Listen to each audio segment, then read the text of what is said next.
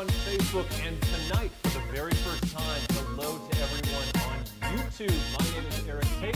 I'm here alongside Locapo. Welcome to the Penguin Magic Live Top 20 Countdown. We are so excited.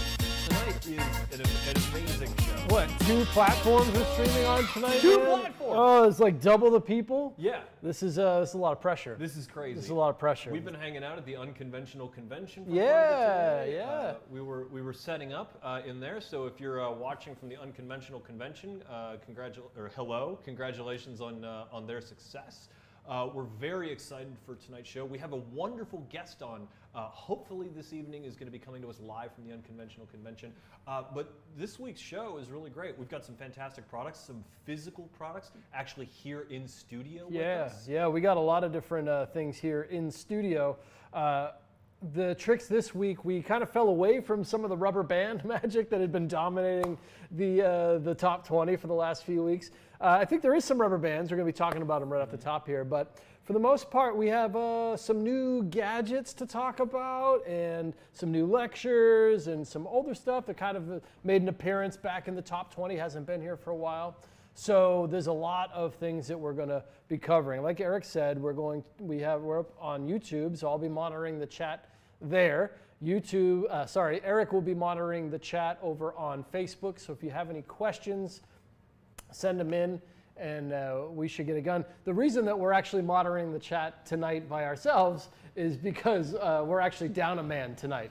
Nick Popa, who usually runs our switcher, wasn't able to make it out here tonight, so Erik and I are doing it from the desk ourselves. Yeah, we're doing everything. I saw a quick message there that some people couldn't hear my mic, but I think they can hear my mic now. Okay. I think everything's good. Thanks very much to everyone watching us here. If you hear any technical problems or anything like that, please let us know in the chat and on one of our chats, and I'll jump up and try and fix it right away. It sounds like everything's coming through correctly now, but this is gonna be fun.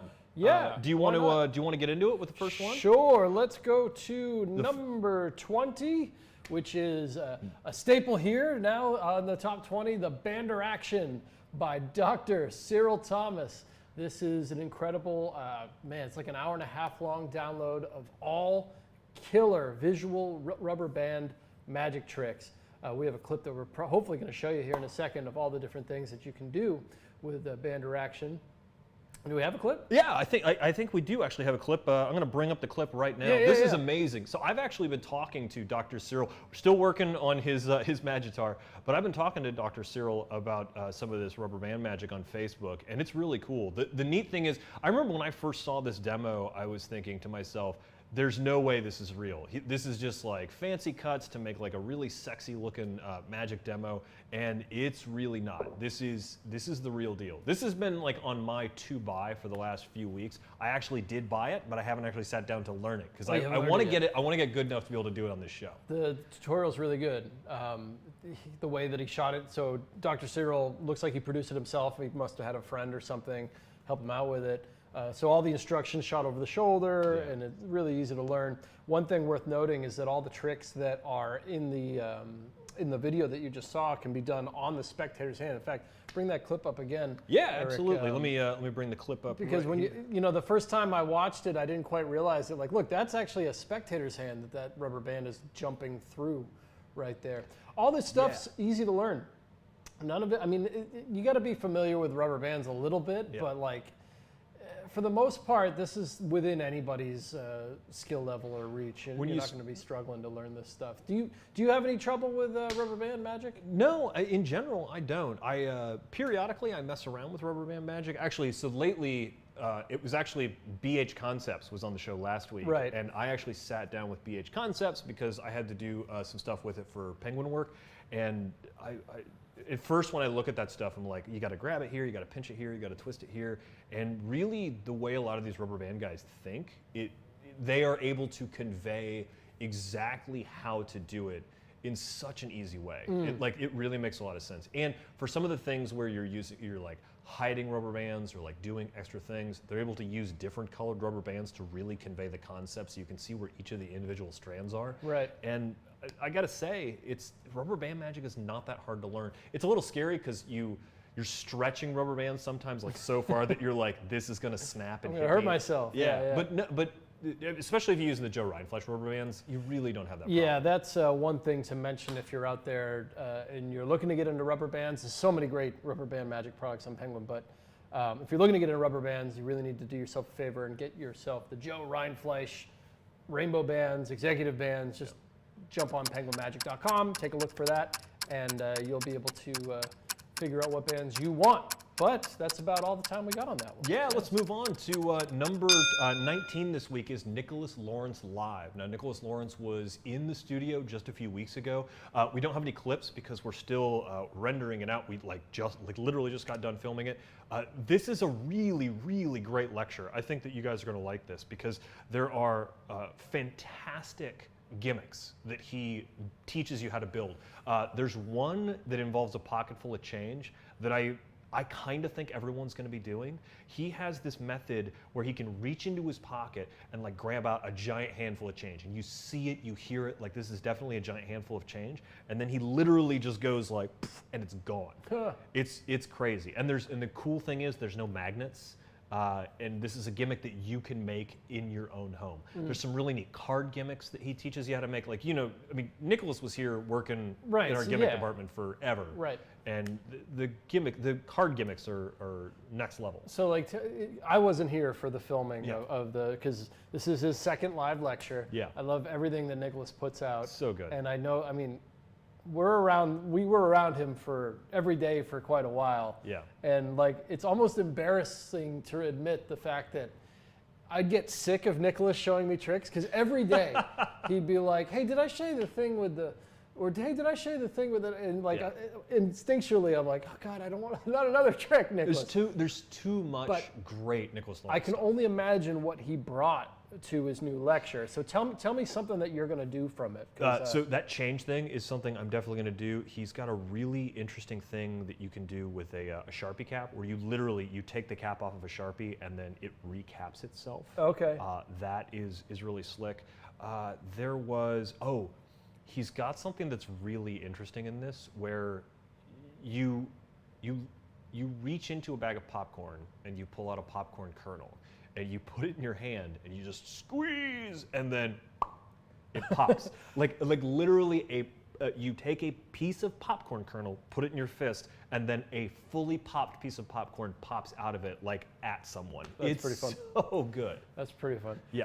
Well, I wish we had more to talk about with it. It's on pre-order. Yeah, I can actually see Popa here in the chat saying the popcorn thing blew my mind. It was so good. Yeah.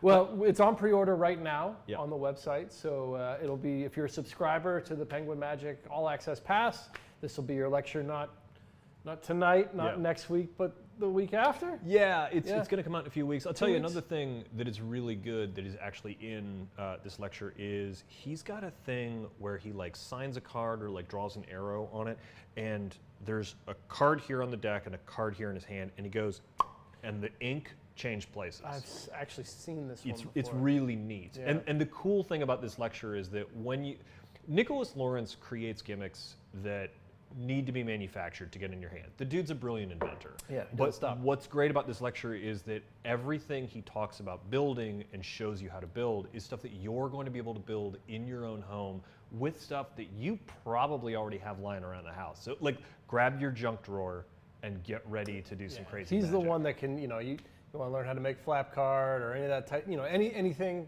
he's definitely the one to learn from. And we'll have more information on that lecture next week. Yeah. Because it is in the very, very beginning stages of being edited at the moment. But that'll be something exciting and something to look forward to. I'm sure that's going to be a lot higher in the top 20 in the coming weeks. It's going to be really killer. I think this is one of those lectures that when we got done with it, Dan leapt out of his chair and was like, "Oh man, I can't wait to talk to you about this stuff sort of off lecture," because there was so many ideas that he wanted to share that weren't quite there yet, but you could really see the creative juices flowing, and seeing these two creators really interact and get together and be super on the same wavelength in this lecture is just, this is really good because Nicholas brings so much positivity and creative energy to this lecture and really interesting ideas, and you can see it fire up Dan, and then Dan is just like super in, and then it sparks new stuff off with Nicholas, and it's really great. Yeah, it's great. Well, let's move on. Yeah, let's move on to number 18. I'm going to go ahead and throw a 2-minute and 30-second thing here. This is Snaps. Snaps is a very exciting thing that came out earlier this year. This is essentially an alphabet deck that hides in plain sight. You're actually going to get 2 different decks of cards with great full color art, with contributions from both Dan Harwin and David Jonathan. These are really, really beautiful decks that are printed by the United States Playing Card Company. The words and so the letters are hidden inside of the pictures. And this is really great because you can take card tricks and turn them into not card tricks using a lot of these methods. And the other thing that's really, really fascinating here is that you can do stuff without letters. Should we show someone? Let's show I figure I brought it in here so we can take a look at it. The Snaps is going to come in this cool box. The password for the link is right there, so I got to be careful about that. But you're going to get 2 decks in this nice box. And one deck is the alphabet deck, and the other deck is kind of like numbers and symbols and stuff. So let me just show you what I mean here.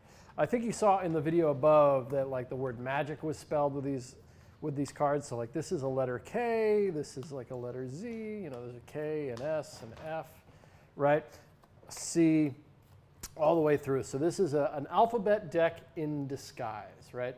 So you can, on the fly, put together a spectator's name, which is among my favorite tricks to do with the Snaps deck. They are marked on the back as well. The markings are, so the back design was designed by Phil Smith, who we absolutely love around here. He does amazing card design work. So the markings that are on these cards are very, very cleverly hidden. They're not essential to use the deck, but it is something that certainly helps, that's for sure. The other deck that it's going to come with is, you can tell which deck I've used more, right? This is I brought this one out a lot. But the other deck is more numbers, and there's animal cards and like Rubik's Cube and symbols and more mentalisms type stuff like that you could force Tom Cruise. This is just a lot of value in these 2 decks of cards. There's some really interesting stuff that you can do with this. You can do so much with these. And I really love everything. And I'm not sure we mentioned this yet, and I know the bell is coming up right now. No, we got plenty. We can talk about this for as long as we need to. What you get with this that is almost as valuable as the decks themselves is access to the Facebook group. Yeah, the Facebook group's super good. I mean, so actually, there was a guy recently. And I want to say it was BGT, but like it probably wasn't. I think it was BGT. Yeah. That just did this. Yeah, someone recently used, because I remember this because I'm a part of the Facebook group. I know you are. Dan Harwin and David Jonathan are both in there, and I think it was Dan actually that shared the link where he was like, "Hey guys, check this out. Somebody used Snaps." No, the actual guy jumped in the chat. He did. Yeah, and credited everybody and said thank you. Yeah, it was really cool, fun moment.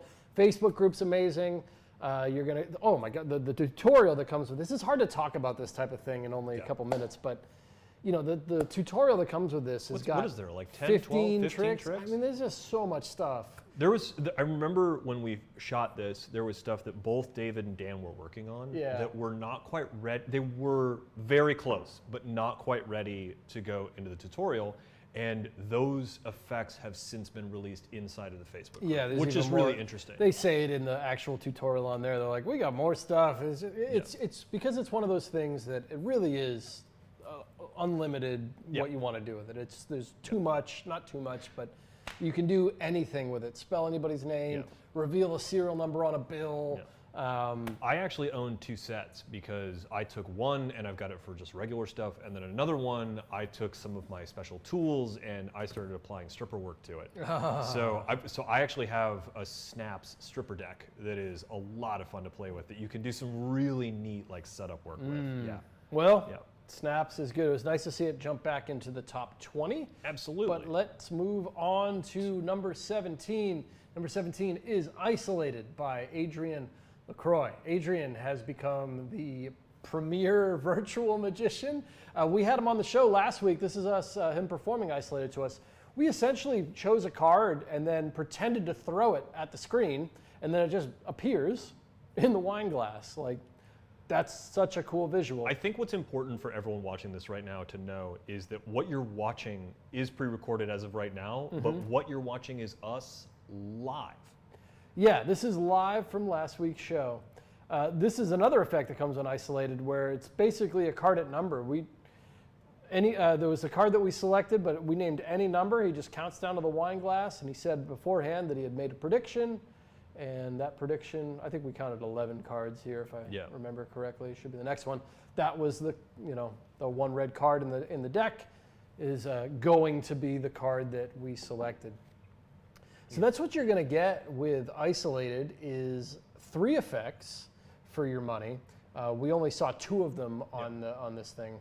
It's going to be a little bit long on the reveal here. The other thing is, I'm going to go ahead and take the video down now, but I think the other thing that is really interesting to note is that in that clip, Adrian did those back to back with us. So he's doing 2 different Isolated effects, and he's setting them up on the fly. This is a trick for a Zoom show. Yeah. This is not something that you're going to be doing in any of your real life shows anytime soon because of the method on it. But that's fine, because I think the one thing that we have established is that Zoom shows are here to stay. I know a number of pros who can't wait to get back onto the live stage, but their Zoom business is not going away anytime soon. Now, when this first came out, there was a lot of people that were like, including myself, I think maybe even you, like, that card that appears in that wine glass, is it real? I mean, what do you think about, like, how good is it, that whole moment there? It's so, I mean, the fact that it's so good that people are questioning that it's CGI, and then you like pick it up and like handle it and show people, it's really good. It looks like a pipe dream thing. Yeah. Because it's a named card. Yeah, I think that's the other thing that like people, Isolated is one of those tricks where so I write ad copy for a lot of the tricks here on Penguin Magic, and I didn't write the ad copy for Isolated, but when you're writing the ad copy for this stuff, you can't like oversell it too much, like, and you make the named card appear in thin air, but like that's actually what Isolated is, and so I'm like moderately jealous of Adrian for getting to write his own ad copy on that, because those are the things that you're just like, I can't believe I can write this because it's so true. But and it's one of those things that I can understand when you're purchasing or when you're considering purchasing the effect. Like, it could turn you off because it seems too perfect. It seems too perfect and too set up. It's a real thing. No, it's actually a trick that you could be doing over Zoom, no problem. Yeah, really. It would be no problem. I mean, I see Magic Ballet in the chat right now, and I'm kind of shocked that he's not doing Isolated. Oh, he's on Instagram exclusively. Oh, is that Magic Ballet? He's doing the Instagram thing? He owns Instagram. He's the king. He's the king of Instagram and New York, right? At the same time. He don't mess around with the Zoom shows, man. That's only on the gram for our man, Magic Ballet. Great trick, Isolated. If you're into virtual magic, if you haven't checked out any of Adrian's stuff yet, he's got a lot. Isolated, Virtual Rising, and Virtual Triumph are all things that you should take a look at. You can find all of them on penguinmagic.com. They're all great tricks. They're all things that you can do. I've done a bunch of them myself. I don't even do Zoom shows. I just kind of screw around sometimes with my friends and family. And I basically just do Adrian Lacroix material, and you should too, because it's very good. It's so good. It's really good. But I think it's, should we move on? Yeah. Do you want me to do this one? Yeah, why don't you do this one? All right. Number, what are we at? We're number 16. 16. Number 16 is No Way Sandwich from my man, Joseph B.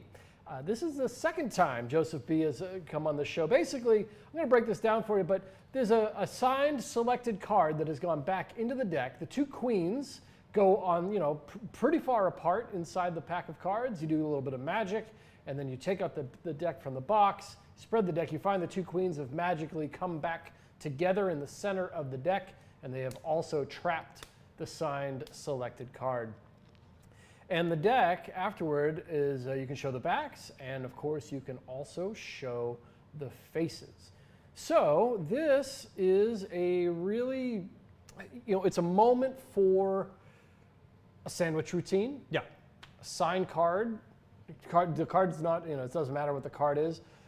And this is, I showed you the method before that we filmed. I really like this And method. yeah, tell me what you thought about what's going on here. This is kind of interesting because it's, you know that I like me some sleight of hand. Yeah. That's kind of where I like to live. But this is definitely one of those things where even if you're like a sleight of hand purist like me, where like you prefer to do card tricks that are pure sleight of hand, every once in a while throwing in a gimmick that can really mess people up. And this is definitely one of those gimmicks. I think that what's happened here, what Joseph has done, is create a very interesting gimmick that is a perfect finale to a sandwich effect. Because as your sandwich effect goes, you're just sort of ramping it up further and further and further. You know, first the cards are kind of near the deck, and then the cards are away from the deck and it's getting in there, and then they're in the box. Now, where you're putting the cards very clearly in the deck, in the box, totally separated out.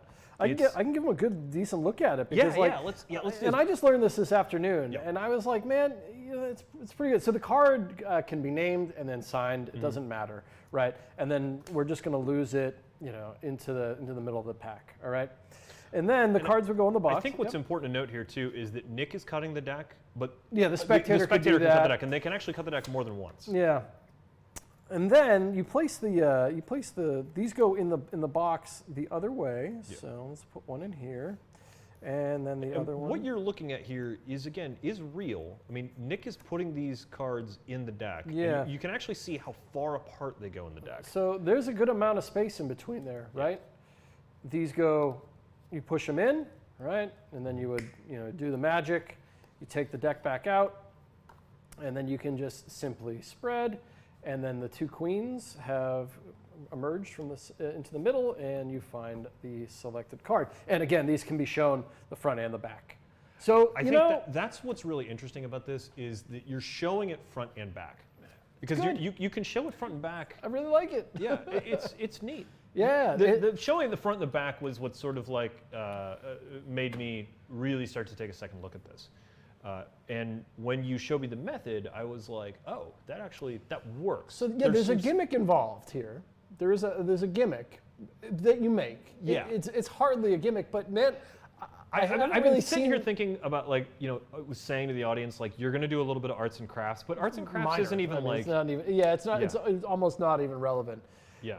And I should also. I think it's important for us to say it's not double stick tape. No. I know what everyone is sitting at home, like they're getting ready to say stuff in the chat and be like, oh, it's double stick tape. Why am I going to pay for a trick with double stick tape? It's not double stick tape. It's a lot more clever than that. Yeah, it is clever. You know, for what I think it's $9, $10, something like that. Yeah. And it also is going to Joseph B is part of our Penguin Magic partner program. So if you're a creator out there that has been like, man, I really want to put out a magic trick, you know, Penguin's a great place to do it. Joseph is one of those creators whose stuff rises naturally within just the marketplace of magic, where his stuff does appear in the top 20 occasionally. I'm going to assume due to his own promotion. Mainly, I've never met Joseph B. Never talked to him. Because we've talked about two of his tricks on this show. And I should say, we're talking about two of the tricks on the show that have not come sort of like through the group. We've not promoted them. Yeah. So his instructional videos are really good. Mm-hmm. I'm not quite sure where he's from, but English is good, and like it's just he doesn't show his face in his tutorial. Ooh, yeah, I don't know what he looks mystery. like. I know he's got a Magitar right here, which is another thing that you kind of get if you're a Penguin Magic partner that puts out a good trick here. Yep. You'll get, man, he's got some good hair. Oh, man. But yeah, Joseph B, we see you, man. Yeah. We see you. So looking harder and harder at you, sir. yeah. So yeah, it's a good one. Check it out. Just want to take a quick moment here to reference the Facebook chat, because I'm on Facebook duty tonight. Nick is on YouTube duty.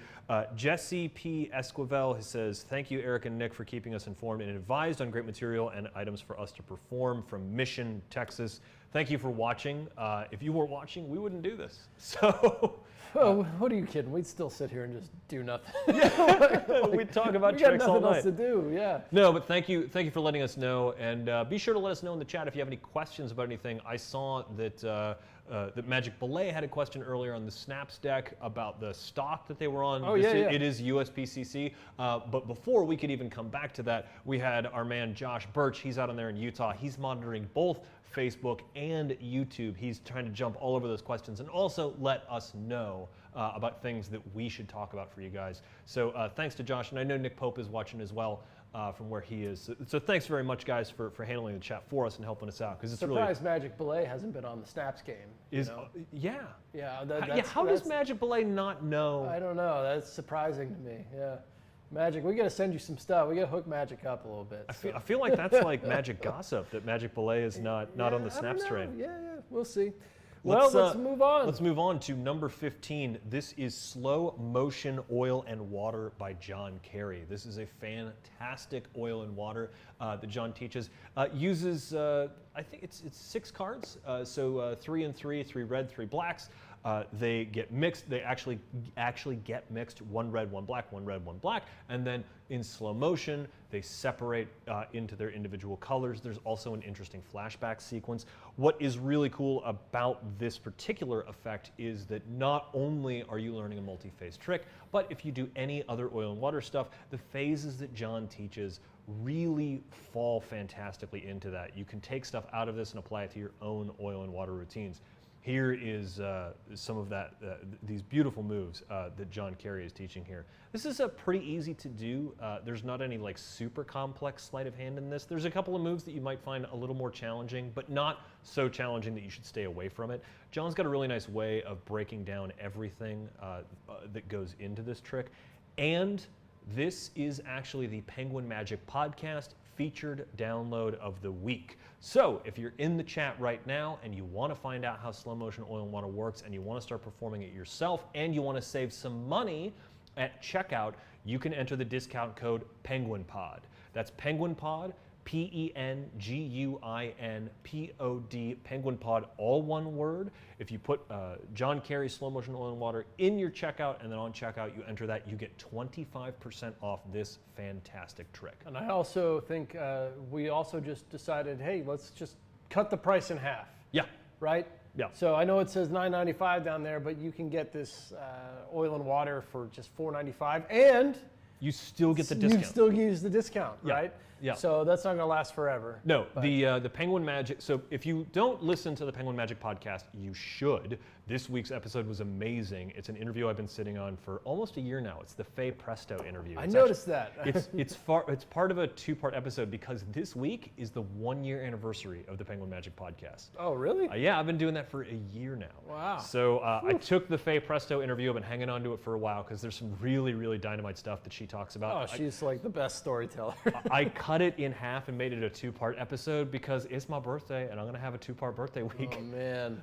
But it's a really, really good episode this week. She tells a great story about John Vanderput before he was Piff the Magic Dragon and her like kicking him into the close-up game and out, sort of throwing him to the wolves, which is a lot of fun. The second part of the interview is going to be great. But every week we have a featured download that Nick and I talk about. This week it was slow motion oil and water. And every week we talk about how you can get a 25% discount code, discount off of the download of the week. Yeah, you should be subscribed to the Penguin Magic podcast. Yeah. I don't know why you wouldn't be if you listen to podcasts and you will like magic. There are interviews with magicians that no one else has on that. We spent an entire week in Las Vegas at the beginning of the year, and we got Chris Kenner appeared on the podcast. Who's going to appear on tonight's show? Yeah, a little bit later. Yeah. Lance Burton has been interviewed on our podcast. We've got also who else has we got? We've had Matt Franco was interviewed. It's a big list. Well, the podcast. We should talk about the podcast more often tonight. Yeah, I think so. But slow motion oil and water. Tell me. Yeah, should I get slow motion oil and water? You really should. If you have never done an oil and water before, this is a really great intro into it. If you already do oil and water, the slow motion aspect is really interesting because there's not a lot of oil and waters where you can see the cards progressively separate. And that's one of the things that John Carey has added here is that you can see, not only are there great moments where you can actually see the cards separate into their respective colors, but there's also additional moments where they separate progressively, which is really sort of unheard of in the oil and water world. So it's a really great effect. But for $5, No-brainer. Yeah. Learn a good oil and water from a great magician. Yeah. John Kerry is a great teacher of card magic. So Yeah, it's a great Yeah. download. yeah. Moving on. Yeah. Number 14. Number 14 is Worlds Beyond by Paul Curry. It's one of the best magic books of all time, I think. Probably be high on my list, that's for sure. If you're not familiar with Paul Curry is the man that invented Out of This World, which is the effect where the spectator separates the pack red and black without looking at the faces of the cards. It's been reprinted finally. It's a hermetic press book, so you know the quality is going to be top of the line. All the illustrations are awesome. I brought a copy with me here. Let me bring it over to the overhead. So there's the old dust jacket there. Now, it's not just Out of This World. Paul Curry has created some of the best tricks ever. There's things in here that you're like, wow, I didn't even realize Paul was the guy that did that. But let's just flip through here a little bit so you can kind of see what There's some great illustrations that Hermetic Press did a really nice job with. The book is laid out in a way that you can totally understand exactly where everything is. If you're looking for very specific tricks, they have those separated in a nice way. Well, and I think one of the things that you talk about, or at least have talked about in the last few weeks on this particular product, that I totally forgot about, was that Paul Curry had some amazing rope magic. It's great rope magic in here. So it's broken down into three sections. So it's packing, travel tips, and IOU. So it's got some weird like travel theme to it. Shared destinations. So yeah, most of it is cards. So you're going to start off learning a bunch of the card moves that he did. The Curry turnover change is like a kind of a classic old move that people are familiar with. Some of my favorite tricks in here are probability 0, the open prediction, touch. Touch. Well, yeah, touch. I already bookmarked here. Yeah. But touch is an actual product that we put out with Penguin that I worked on. So there's just, man. Okay. So what can I say is basically that this book is just one of those that if you pick it up, you're going to learn magic tricks. Right? They're all easy to do. The swindle switch that's in there is so good. There's so many good things in there. The only like really hard move in this book is the Curry turnover switch. Yeah. But even then, it's well taught with excellent instructions, and so you will eventually get it. It's more, that's more of the like almost reference material at this point, because I know there's better work on that actual turnover move from the table now. Yeah. But it did originate with him, right? So, I don't know. If you're a book guy, girl, get it. This is one of those books that it should be on your shelf. Yeah, and when it goes out of stock, you're going to be upset that that you didn't. But it's a great one. It was actually out of stock when I got it, and I ended up getting an open box one. Oh, it was just like found in the warehouse, and I snapped that right up because I knew how good this book was, and it was one of those. It's one of those books that was hard to get for a while because it came out, it went out of stock. It takes a while to reprint stuff, and it's super duper good. It's like we've only been doing this show now for I don't know 9-10 episodes or something. And when we get stuff like this on the table, I'm like, I'm trying to talk quick about it, but like I could talk for 6 hours about that book, probably. Because I almost feel like we could go trick by trick and tell you why everything's great. There's so many good tricks in there. Power of Thought, that was the one I was thinking of. Power of Thought, if you've got that book at home, check out the Power of Thought. That's one of my favorite tricks. Yeah. Is that the one that... It's kind of the one, you can do it with 2 decks, but you can do it with 1 deck where the kind of the sequences... Is that the one that Weber lectures on? No, there's another, that's, I think it's called Miracle something. Okay, yeah. I mean, so I think like that's a testament though to the book though, is that there is a trick in here that Michael Weber lectures on because he's taken it and somebody asked last week about Mark Calabre's trick called Red Medicine. That's right. Which is a great trick, but it's actually the roots of it start with this one particular. Now I need to know the name of that trick. Yeah, hold on. Yeah. What's the name of that trick? I mean, those are two solid names right there, and solid tricks that are coming from this book. I'm a little surprised the book is still in stock, to be honest. Well, I'm not sure how many we made. Yeah. But it is fairly new. I mean, it was out of stock. It's a recent reprint. Yeah, it's a recent reprint. So you got time, but I'm telling you, this is one that will not be around. Yeah, it's definitely going to go out of stock again soon. What the hell is the name of that trick? I always forget the name of this trick, and it's probably the trick I've done, more than almost all the other ones in here. I think it's Miracle something. Yeah. Or is it next? No, The Perfect Miracle. Yes. The Perfect Miracle. That is the name of it. Weber had a great thing on it. Maybe one day it'll come out as a Penguin download. I would like that because it's such a good one.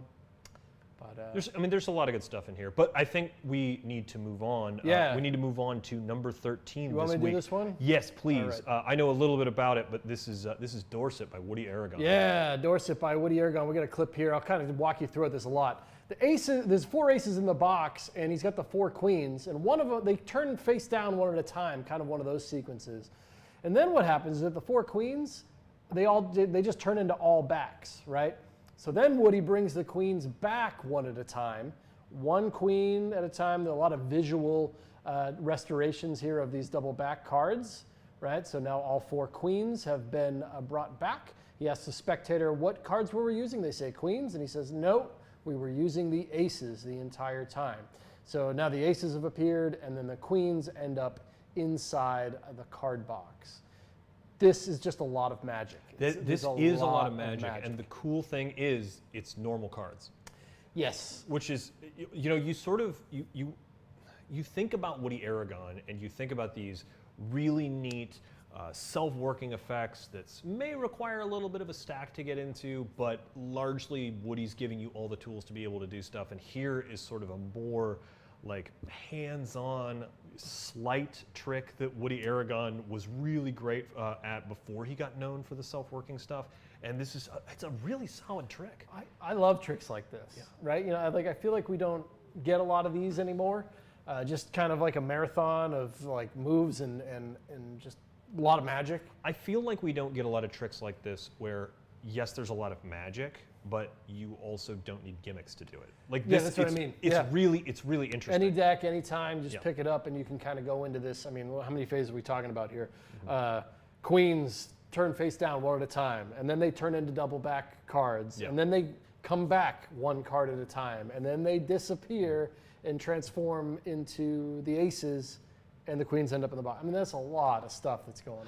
Yeah, actually, so Dan Scott is over here in the chat saying Woody is always so good, and you're right. Woody always is so good. So good. It's Woody has a really interesting way of thinking about card magic. I think that is just fascinating. Yeah, I think if you've picked up any of Woody's downloads lately, you're probably familiar with some really amazing stack style tricks that are kind of self-working. Yeah.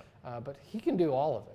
He can do all of it. Yeah. Would you have a favorite Woody Aragon download from the past? Like, I hate to put you on the spot. No, actually, I'll tell you honestly, my favorite Woody Aragon download from recent history is Cheerleader. Yeah. Because Cheerleader is one of those effects that it's great because the secret is so satisfying that once you learn it, you're just like, A, why didn't I think of that? But also B, there's a really interesting thing at play where they know the card and you don't, and you stop them on their card. Yeah, that's right. But you still don't know what the card is until they reveal it, but you're right every time. Yeah. And that's a weird concept, but also when you actually perform Cheerleader, it's one of the most fun tricks to perform simply from the perspective that you genuinely have no idea what's going on right up until the end, and you're right. And you're just always right. Let's take a second and talk about this is interesting, just because it's kind of like behind the curtain a little bit. Yeah. We have filmed a lot of Woody Aragon. There's some cool stuff coming out from Woody Aragon. That, like, I know at the very beginning of this, when this show started, I was talking to another fairly well-known magician, sort of in like a private Facebook chat, and he was like, yo, I heard Woody came to Columbus. I heard he filmed this trick. What's up with it? Because you guys filmed it a while ago. Like, when is it coming out? And it's coming out. Is this the Foolish Cheater one? Yeah. Okay. Yeah. Well, I've seen it on the schedule. Like, I know that it's on the way. There's like too many. So It's for me, like, there's a trick called, I think it's Fortune Tarot is one, where it's just a pure miracle. Like, it's not even worth me describing the effect. Yeah. But my point is that I feel like we honestly don't do a good enough job telling our audience how good these downloads are. Like, the videos that you watch, they're great, but like, when you know the secret behind most of the Woody Aragon stuff, you're like, that was way better than I even expected. Like, I have a hard time, getting that point through in the videos that we put out. Does that make sense to you? Yeah, it does. Because there's like, so much good stuff. You know, another one that's that really like lives in that world is EP Principle, because the trick behind EP Principle is like, oh, maybe I'll use that, maybe I won't. Like Woody makes it really good, but it fits Woody really well. But really what you're getting is a phenomenal secret. That if you start to apply it to other things, like, and Woody talks about some of the other ways you can apply it. And EP Principle is just, it's like stunningly good. And the fact that more people aren't talking about EP Principle in card magic, like, it always floors me. I mean, like, I live in some of these like weird invite only like card forums and like Facebook groups. And the fact that I don't see people talking about some of these things, like, honestly surprises me, because it's the secrets are so good. Yeah. And I think maybe it like gets overlooked just because we put out a lot of stuff. We put out a lot of stuff, which that's going to happen. But like when you see a Woody Aragon download come out from us, usually we've been sitting on it for a while, and like he came in here like pretty close together. He was in here twice within 6 months. And we filmed a lot of stuff with him, but I mean, I just keep seeing stuff like this pop up, and I'm like, how do I tell everybody that all of his stuff is great and you should get all of it, because it is the truth. And the thing is that Woody doesn't just come in here and be like, yeah, this might be a download. Like these are things. These are mostly these are all polished to the hills and back. Woody spends time performing at the it's called the.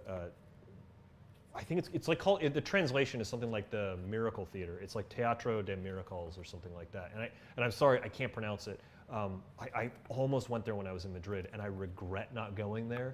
But he would perform in this theater, like this little close-up theater in Madrid, and all of these things have been worked to death at like 3-4 shows a day for weeks on end. It's amazing. Well, speaking of Madrid, well, not Madrid. Oh, my bad. No, Paradox 74. On YouTube is staying up. It's 5 a.m. in Greece. What? And he is watching. So hello to Paradox 74 out there. Our first YouTube comment. So yeah, I'm having to work a lot harder here on Facebook in the comments section than Nick is on the YouTube section. So get on it, YouTube. Yes. Tonight, by the way, if you're just tuning in, please share this video on your social media of choice, be it Facebook, you could be watching right now, or you could be sharing the YouTube link, because we are live on YouTube now. We just figured out how to do that, and so we're streaming. And now's a good time to share too, because we're about to show a clip coming up from tonight's lecture. Because did he air tonight, or is that next week? I think it might be next week. Ooh, so even better. I'm a little afraid to go to the website right now because I've got so many things going on. The whole bi-weekly thing just screws me all up. So don't go to the website, whatever you do. But let's go ahead and talk about this. Let's see. Yeah, I think I got it right here. Yeah, there we go. This is Jeremiah Zuo's Penguin Live lecture. I can't say enough good things about this. So Jeremiah Zuo is a little bit of an underground legend. He's from the Chicagoland area. Really, really great guy.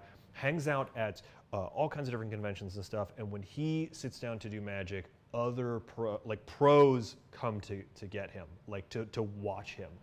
I interviewed him for the podcast.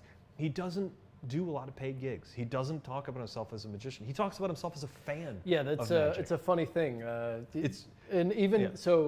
I know we have a clip of him to come up here, but he did. I noticed. I think it was this week. He actually put up some ebooks on Penguin.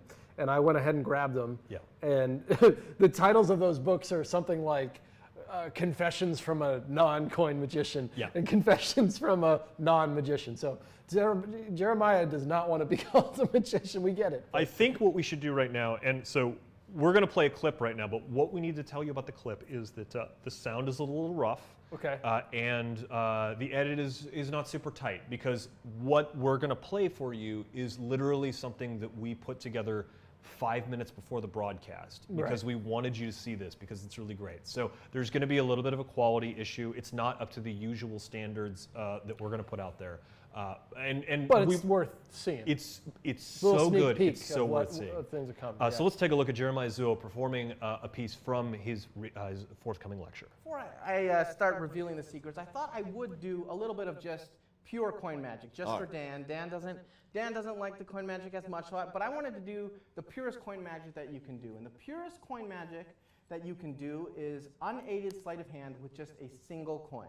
So I wanted to do just a little bit of unaided sleight of hand with just a single coin. Watch as the single coin apparently jumps from hand to hand. Hard to keep track of. And believe it or not, that takes place with just one coin. I use only one coin for this trick. This is not an extra coin. Well, it is an extra coin, but it's not part of the trick. This is just in case, like a good professional always, worst case scenario, in case I were to lose this coin, or someone accidentally walked off with it. This is just an extra coin. It's like the coin's understudy. But I promise I use just the one coin, not to, sorry. That's another family heirloom. That belonged to my great aunt, Aunt Timothy. Yes, this I keep it just for sentimental reasons. It has nothing to do with the trick. Just the one coin, the extra, and then the family heirloom for sentimental reasons. And honestly, I don't have a good excuse for that one. So I guess it's actually a 4-coin trick. I'm kidding. That would be silly. I promised you a 1-coin trick. I'm going to show you a 1-coin trick. If at any point it looks like I'm using more than 1 coin, pay no attention. It's just an illusion. I don't have a 3rd coin behind this ear or a 4th coin behind this ear. I don't have a 5th coin in my mouth. I don't have a pocket underneath my elbow where I keep a 6th, 7th, or an 8th coin. I promise you it's just one. Actually, that's a total lie. I don't even know a 1-coin trick. I'll show you a 4-coin trick. I'll show you a 4-coin trick. Hey guys, welcome back. Sorry about that. We got caught a little off guard there. Came back in quick. It's an amazing piece of magic that he does. And then what's really interesting is he follows this with, I think it's like it's a progressive vanishing coin sequence, or like it might be like a bit of a color changing coin sequence that's all about people going to talk to a bear and then the bear eating them, but there's like a rutabaga farm involved, and it's a very strange. His approach to coin magic is wild. Yes. But one of the things you're going to learn in this particular live lecture is his approach to the drop. If you read the ad copy in this, the drop is mentioned heavily. You saw him use the drop sleight in that, and it looks, frankly, perfect. Yes. It's so good. It's something. It's a sleight that I played with for years. I mean, and I've taught it in lectures, but Jeremiah has taken it and changed it just enough that it's perfect. I like kind of the backstory on this lecture, specifically about Dan. Oh, Dan, yeah. Oh, it's so good. Dan wasn't having like the best day, which I guess that's basically the way to put it. And Dan is notorious for does not love coin magic at all. Yeah. And kind of came in here and just told Jeremiah, you tell him. So I was here, and Dan walks in and says, Jeremiah, I got to be honest with you. I heard that this is an all-coin lecture, and straight up, I'm not having a great day. And also, I really don't like coin magic. It's actively my least favorite. Nothing against you. I'm sure you're great. But also, I've heard really great things, so I'm going to reserve judgment. I just want you to know that if I'm not super animated, and literally the first 10 minutes of the lecture is Jeremiah just performing coin magic, and Dan calls cut and is like, "What? Where have you been? This is the most amazing." He gets so excited. Yeah, just change Dan's mood completely. Yeah, right. It was amazing. Yeah, I've never seen a lecture like that. Yeah. And never seen a lecture affect Dan like that. Yeah, but also never seen a lecture that is he's irreverent. He's funny. Yeah. The magic is good. You want to play with it as he's talking you through it. The concepts are kind of groundbreaking. Right. So pre-order. Yeah. It's on pre-order now. Yeah. This is amazing. But we really need to move on. Move on. Yeah. We're dragging around tonight, but that's okay. Yeah. That's okay. Let's move on to Penguin Magic Monthly. This is really exciting. I don't know how many of you buy from Penguin on a regular basis or know about the magazine that we publish, but we publish a magazine every month. If you order, I think it's $50. So when you get free shipping, it's $50 more. Yeah, it's free with all orders over $50. Yeah. So when you make that order to get your free shipping, you get a free issue of Penguin Magic Monthly. This comes out every month. There are some people who are actually subscribed to it just for it. It comes with a gimmick every month. Yep. It's a small magazine that fits on the shelf. A big shout out to Josh Birch, who is monitoring the chat right now. Josh does a heck of a job helping to put this thing together along with Nate Cranzo. And I know Brandon Wolf does a bunch of art for this. Bridget does all the layout. This is a really interesting. I actually do the demo every month. You do the demo every month. Yeah, you know, one of my favorite things about the magazine, and this just comes from somebody that's subscribed to all the other Magic magazines that have existed throughout time, is that, you know, this is all content. You know, it's really just to the point with like tricks and just some fun stuff. You're not, you know how many like ads are in those other ones, and that's fine. I understand having to have all that stuff, but there is something nice about the size of this, the length of it, and the fact that you can just like kind of open any page and learn something. Do you know what I mean? There's just tricks all the time. But we brought this out tonight mainly because there's an exciting, I think it's the first time that we've actually included a card gimmick. Yeah, so I think if I'm not mistaken, this particular issue that we're looking at is a little bit older. This is from August, I believe. Yeah, this is not the current issue. This is the August issue. We're into the September issue now. But the August issue was the very first time that we had a full gimmicked playing card. Yeah. This came in every single one. These were printed by the United States Playing Card Company. Yeah, so it's nice. I mean, so the gimmick card is it's called the Dark Card, and it's used for this really nice cell phone routine. I guess I can't really tell you too much more about it, but the routine, when I read it, I was like, wow, that's actually pretty clever. So there's always something great in the Penguin Magic Monthly magazine. Yeah. And it's something I'm excited to talk more and more about, you know, put this in the show whenever we have a new one. There's been some really good interviews in here, some really good top 10 lists with like top 10 like books and movies and downloads and different things. But it's largely tricks. And I think one huge takeaway for anyone watching this is that we take submissions for this. So you can actually submit tricks. No, that's a great point. It's a great spot for anybody that is thinking about, like, you know, I've got this thing that I really want to get, you know, written up and put someplace so that you can get your name on it. I highly recommend the Penguin Magic Monthly magazine. It's kind of an underground secret at the moment, as in, like, this is a great spot to get something written up in. So some of the very first material that I ever It's not underground anymore. No, it's not. But I'll tell you, some of the very first material that I ever had published that was not, that like I didn't self-publish for putting out for like my notes, but some of the very first material that I ever had published by a magic company was actually submissions of mine to the Penguin Magic Monthly. I think it was actually the, I actually still have the issue mounted under glass. It's the Sylvester the Jester issue. There's a trick of mine in there that I put in that I'd never really published anywhere else. And I feel like I sent it to Cranzo and I was like, hey, do you like this? Yeah. Like, what do you think? And he was like, yeah, can we put it in the magazine? And I was like, you want to publish my trick? We always have room. I think that's kind of the point. You know, a lot of the other magazines just are pretty loaded up with stuff, and if you're going to get something in their queue, it's probably going to take a while. As of right now, the Penguin Magic Monthly magazine is happy to take your submission, and if it's good enough, then that'll come through. So you'd probably want to message Nick Cranzo. You should message Nate Cranzo or Josh Birch about putting stuff in there. Those two guys are really spearheading the magazine. Yeah, and they would love to hear from you. They absolutely would. I'm going to jump into the Facebook chat here real quick. Yeah, let's do that. I see Nick Popa. He says, my jaw was on the floor that entire lecture. Amazing material taught in this one. And Nick Popa is hard to impress. So, so that. And then I saw another one in here. Erik Smearden. Hey, it's a guy I play Apex Legends with on Twitch. Hey, Erik. But he asks, what's the skill level for the material in the Jeremiah covers? It's interesting. Jeremiah describes himself as a lazy coin magician multiple times in that lecture. The material is actually very easy to do. It's a little knacky in that it's not something that you are accustomed to doing. It's no sleights that you are, a couple of sleights that you, if you are aware of coin magic and familiar with a number of coin sleights, there's a couple of those, but he's teaching you some new concepts that are not difficult to get down. They're actually very easy. I picked them up after about 2 hours of playing with them, and I was doing some of the stuff pretty well. I'm not going to do it here on the show because I'm crazy, but I'm not stupid. But the material is actually pretty easy. Yeah.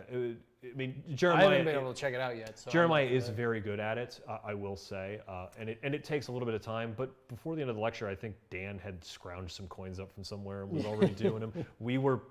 I think we had some like poker chips back in the tech booth, and we were like doing them. It's easy stuff. It's not terribly difficult. Yeah. Not much going on here on YouTube other than Dennis Gringus. What's going on? He just said hi. That's all. That's all. You want to move on? Yeah, let's move on to number 10. Number 10. Is that me? I can't remember. We'll go with me. Number 10, Virtual Visions by Max. Sorry, getting ahead of myself. Maven. This is a series of virtual magic effects, or not magic, these are mental effects that you can perform online. What you're seeing here is just kind of a mashup of a lot of the different things that you will get in the Virtual Visions package. Essentially what this is how many is it? 5 or 6? 6 effects that you can buy for $50. If you buy all 6 for $50, you'll also get a bonus video that Max teaches you the history of virtual magic, or you can just get each one of these individually. We've been releasing one of these effects of the 6 every week for the last, I think we got maybe 2 more to go or something like that. The one this week is the one that I've been Rainbow very excited Matrix, for. I think Yeah, is what's out now. As we've been talking about this as it comes out, because we've been talking about Virtual Visions every week for the last few weeks because it keeps coming up in the top 20. Yeah, every week there's a new episode that comes out. Yeah, right? and the one, so I got to preview all of these and work on some different things with it for some of the demos. And the one that is out this week, Rainbow Matrix, is my favorite in the whole thing. Right. And there's a bunch of knockout stuff in this. Oh, yeah. Rainbow Matrix is so interesting. And essentially what it is pardon me, you've got a grid of numbers, and you have, I think it's 5 different colored markers, and you let the audience choose which one of the rows and which one of the columns they use each color to mark out. And then you add up just the numbers where the same color crosses. I don't think I'm giving too much away there. No. And that number that you add up is predicted or revealed in some way. And this is interesting because it's actually a secret that he printed in the Prism series. When it originally came out, it was wildly popular, and that kind of faded away. And this particular download that Max is put out with us, he's got some new work on it. He talks about it in some interesting ways. He talks about how you can customize the number inside of it, and it's really good. Yeah. I think it might be the best thing in the entire Virtual Vision series. And yeah, it's hard to pick. You know, my favorite one was well, not Switch Doctor. That was a different. Yeah, was it Switch Doctor? I thought Switch Doctor was the one that you really liked. It was well, I feel like the name of it changed. No, it is Switch Doctor. That was my favorite one. The thing about all of these is that they're all done. You know, you don't need to see anything. Like, so they're almost all things that you could do over the phone. Yeah. So actually, when you watch the demo, you will see some very famous hands in them. Yeah. It's Nick Locapo's hands. I'm working the camera and a little bit of the Max Maven thing so that you can sort of see what it would look like from their end. Yeah. But I think that not having to see stuff on their end is what's really interesting about this, because there's some of these things you can do over the phone. Yeah. Well, yeah. I think all of them are basically. Yeah. And what I think, what is very interesting to me. So I have been doing more and more with Zoom, not necessarily in a magic capacity, but I've been doing more and more with Zoom. And one of the things that happens with Zoom frequently is that the video will freeze, but you'll still have audio. So this is a frequent problem that many Zoom performers are coming into. And what Max has done with these tricks and making it so that you don't have to see what they're doing is probably the most interesting to me element of this, is that the Zoom call can still be going on and their video can freeze, because there's a lot of Zoom tricks out there where you actually need to see something. You need to have that connection, and you don't need that with these. And it takes into account the idea that there can be technical difficulties that you can't do anything about, but you can still maintain the performance and make the magic effect happen. Yeah, that's because Max has been doing virtual tricks for a while, and so some of these are things that he may have developed back in time. Not entirely sure.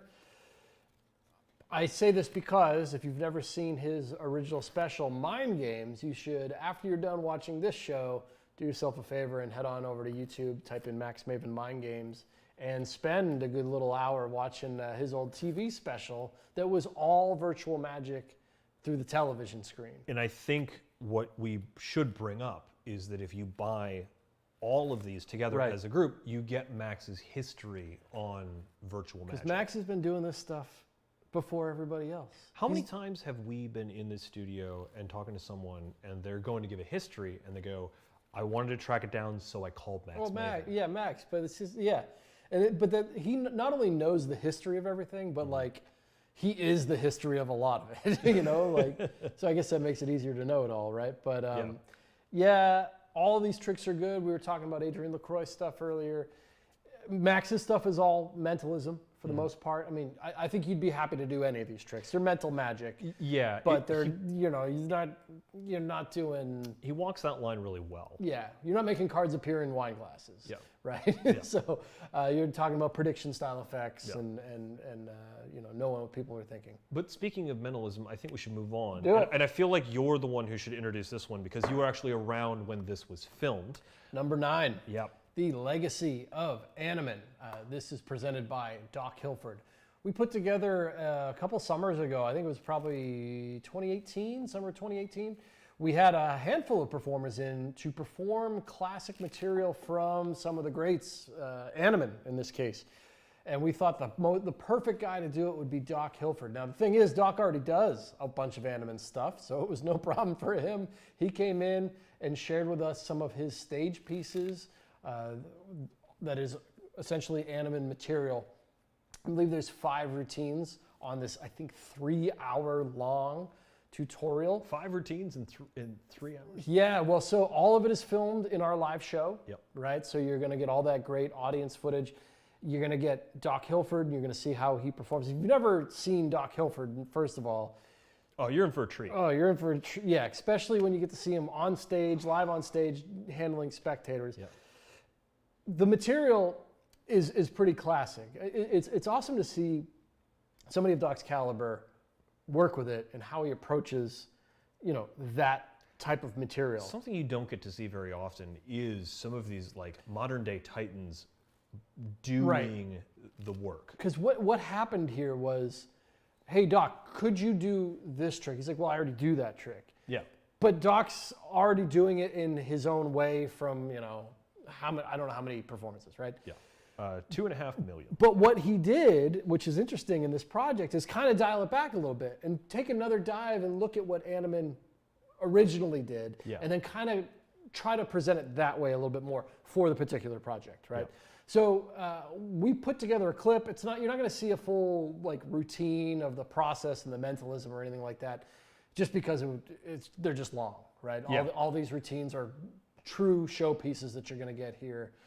So I just wanted to put together a fun little clip of Doc interacting with a spectator, and he is reading their mind and revealing the information. I think you'll get a chuckle out of it. Take a look at Doc Hilford. 2 cops. 2 cops. Right. Do that again. All right, that's good. Right? We call it angel and devil. How's that, right? Then no one ever knows.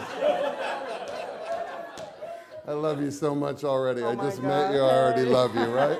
You feel comfortable up here, though? You didn't want to come up here. No. But now you're having fun, right? Because everything's going so right. It is. I'm not going to tell all your secrets, okay? Are you an Aries? Close. Oh. I've always talked about the cusp. Okay, so you're right in the cusp of Aries. Okay, which would be Aries Taurus, is that right? What is it? Aries, what's the other one? Pisces. See, because I don't really know the zodiac. But you're right, I'm like within a day, right? Okay. Yes. Why is coffee so important to you? What? Why is that so important to you? Why? Yeah. It's just like a ritual. I feel like I need it every day. It's not like, I like the taste, but it's more like, it's just, a nice thing. It's like that's your daily Zen it thing. gets me into the zone. Okay, so that's a very personal thing that, boom, right? Yeah, but okay. I'm sure everyone likes coffee, but I talk about it a lot. 1996? Yeah. Is that your birth year? Yes. Okay, good. Okay, so coffee's a big thing, but there's In your bedroom, is there like a poster or a picture of some sort of movie star? Yeah. Yeah. Is it a big poster? A big framed thing? Yes. It's getting spooky now, right? Okay. So you're born in March, right?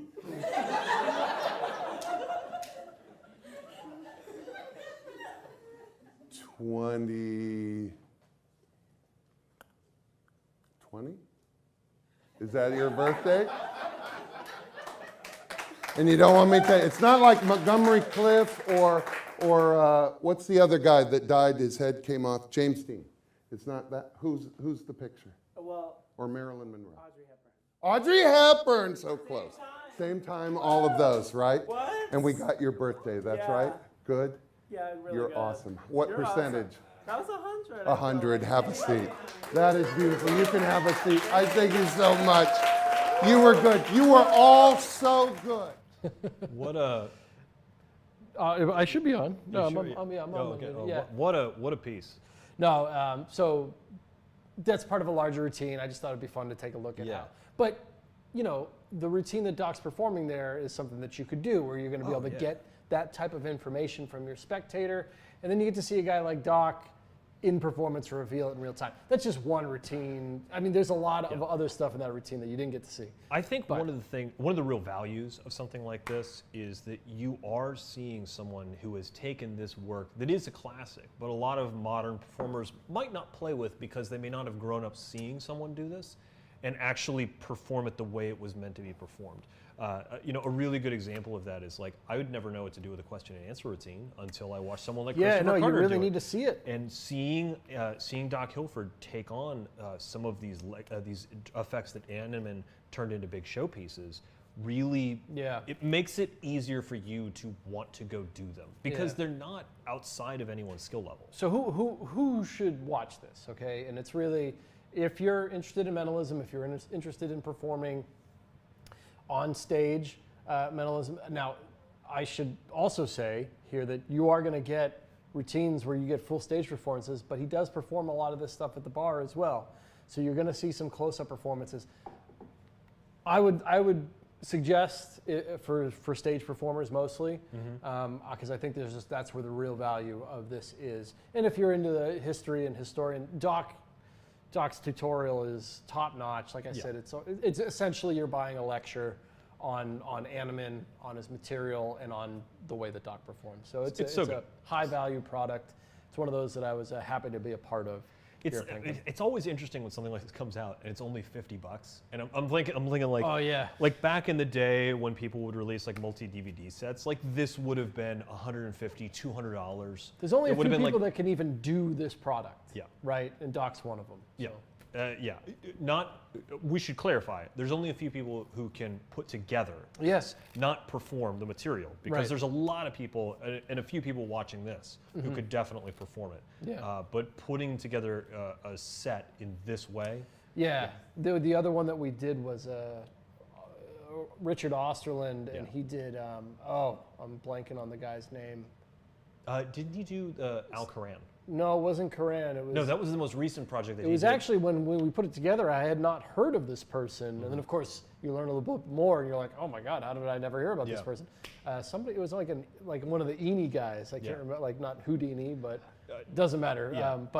So I was thinking of the most recent thing we did with him, which was The Lost Mysteries. Oh, yeah. Where there was a lot of Al Coran. I'm talking about this legacy stuff, because we did a couple of these. I'm not sure all of them are out yet, because I know we also filmed one with Michael Lamar. Ooh. I don't know what the status of that is. We'll find out. Let's move on before we start too many rumors out there on the internet. Let's move on to number 8 this week. This is Silence by Alexander Marsh. This is really interesting because this is a project he put together that talks all about his sixth sense. It's a hard thing to say, right? Yeah, but this is neat. So what he is doing here is giving you a system to reveal information, but not just like straight up reveal it where you're like, hey, you're thinking of the 9 of clubs, or you're thinking of this movie character. There is a whole wide range of ways that he teaches you to reveal stuff here. It's all shot in England in our UK unit with D. Christopher, and Alexander Marsh is one of those mentalists that lay people just love to watch. I know I've seen him live a couple of times, both here, but also when he was on tour with the Champions of Magic. And seeing him in the Champions of Magic tour is really interesting because you're seeing real working material that he's doing for lay people, but the show is amazing. And largely it's the way he does some of these reveals, because now having experienced the product and then remembering what I saw on the Champions of Magic tour, like, you're going to learn lessons from this that are valuable not just for you as like a close-up worker and doing like mentalism in a casual performance, but also if you're in a larger stage format. Yeah, that's exactly right. When I first saw Alexander Marsh perform for the first time, I was really taken back by the way he used his body to just engage with the room. He's very, very expressive. He's got a lot of big motions. He's always grabbing his head. He's very, physically very interesting to look at. And that's what these reveals are ways to, instead of me saying, Erik, are you thinking of the color blue? That's pretty boring, right? Or, I write it down and I say, Erik, was this the word you're thinking of? Sure. Cool, right? Like, he wanted to get away from that. And what he has done is put together these engaging ways for the spectator to make, this is a hard one to talk about.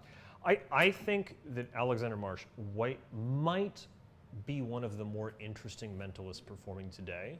And I think so. And learning his material will only improve the way you perform. And so, not just as a mentalist, but as a magician as well. Because there's a lot of times that as a magician, you're wanting to find bigger, more expressive ways to reveal things. And I think Alexander Marsh is really... He's done it. He's got something different. The two guys I love the most now on like revealing information in mentalism, Alexander Marsh and Kennedy, or Ken. Yeah. His lecture talks about this as well. So if you're trying to put together a mentalism set, this is essential, but also go get Alexander Marsh's lecture. Yeah. Because it's the same with Ken Dine. Yeah. I don't remember if it's Ken Dine or Kennedy. I think it's Ken Dine for Penguin Live. Ken Dine, D-Y-N-E. Both of these guys have amazing ways of revealing information, but silence is a specific system that you just really have to dive into it to understand a little bit more about what we're trying to say. I hate, sometimes one of these days I'll figure out how to be able to tell you exactly what this is without so. And speaking of Alexander Marsh's lecture, it might be one of the best master classes in billet work that I've seen. Yeah. It's really interesting. Yeah, it's so good. This stuff's awesome. If you're wanting to get into billet work, but you don't know what it should look like after reading a book, or you're wondering what a modern billet routine looks like because you're like, hey, I've got iPhones and iPads, like people don't write stuff anymore. Marsh hasn't figured out. I would never tell you to not get silence because my job is to tell you to get silence. Yeah. But I would almost say go get his lecture first. Like if you're interested in this, go get Alexander's lecture. Yeah. Alexander Marsh live, right? Is it Marsh? Yes, it's alive. Yeah, but it's an act. But did he use Marsh as his name? Yes. Okay. So if you go to the Penguin Magic podcast and you look up the Alexander Marsh, which is, I think it's in our first 20 episodes, and there's almost 60 of them out at this point. So there's a lot of them to go through, but it's one of the earlier lectures.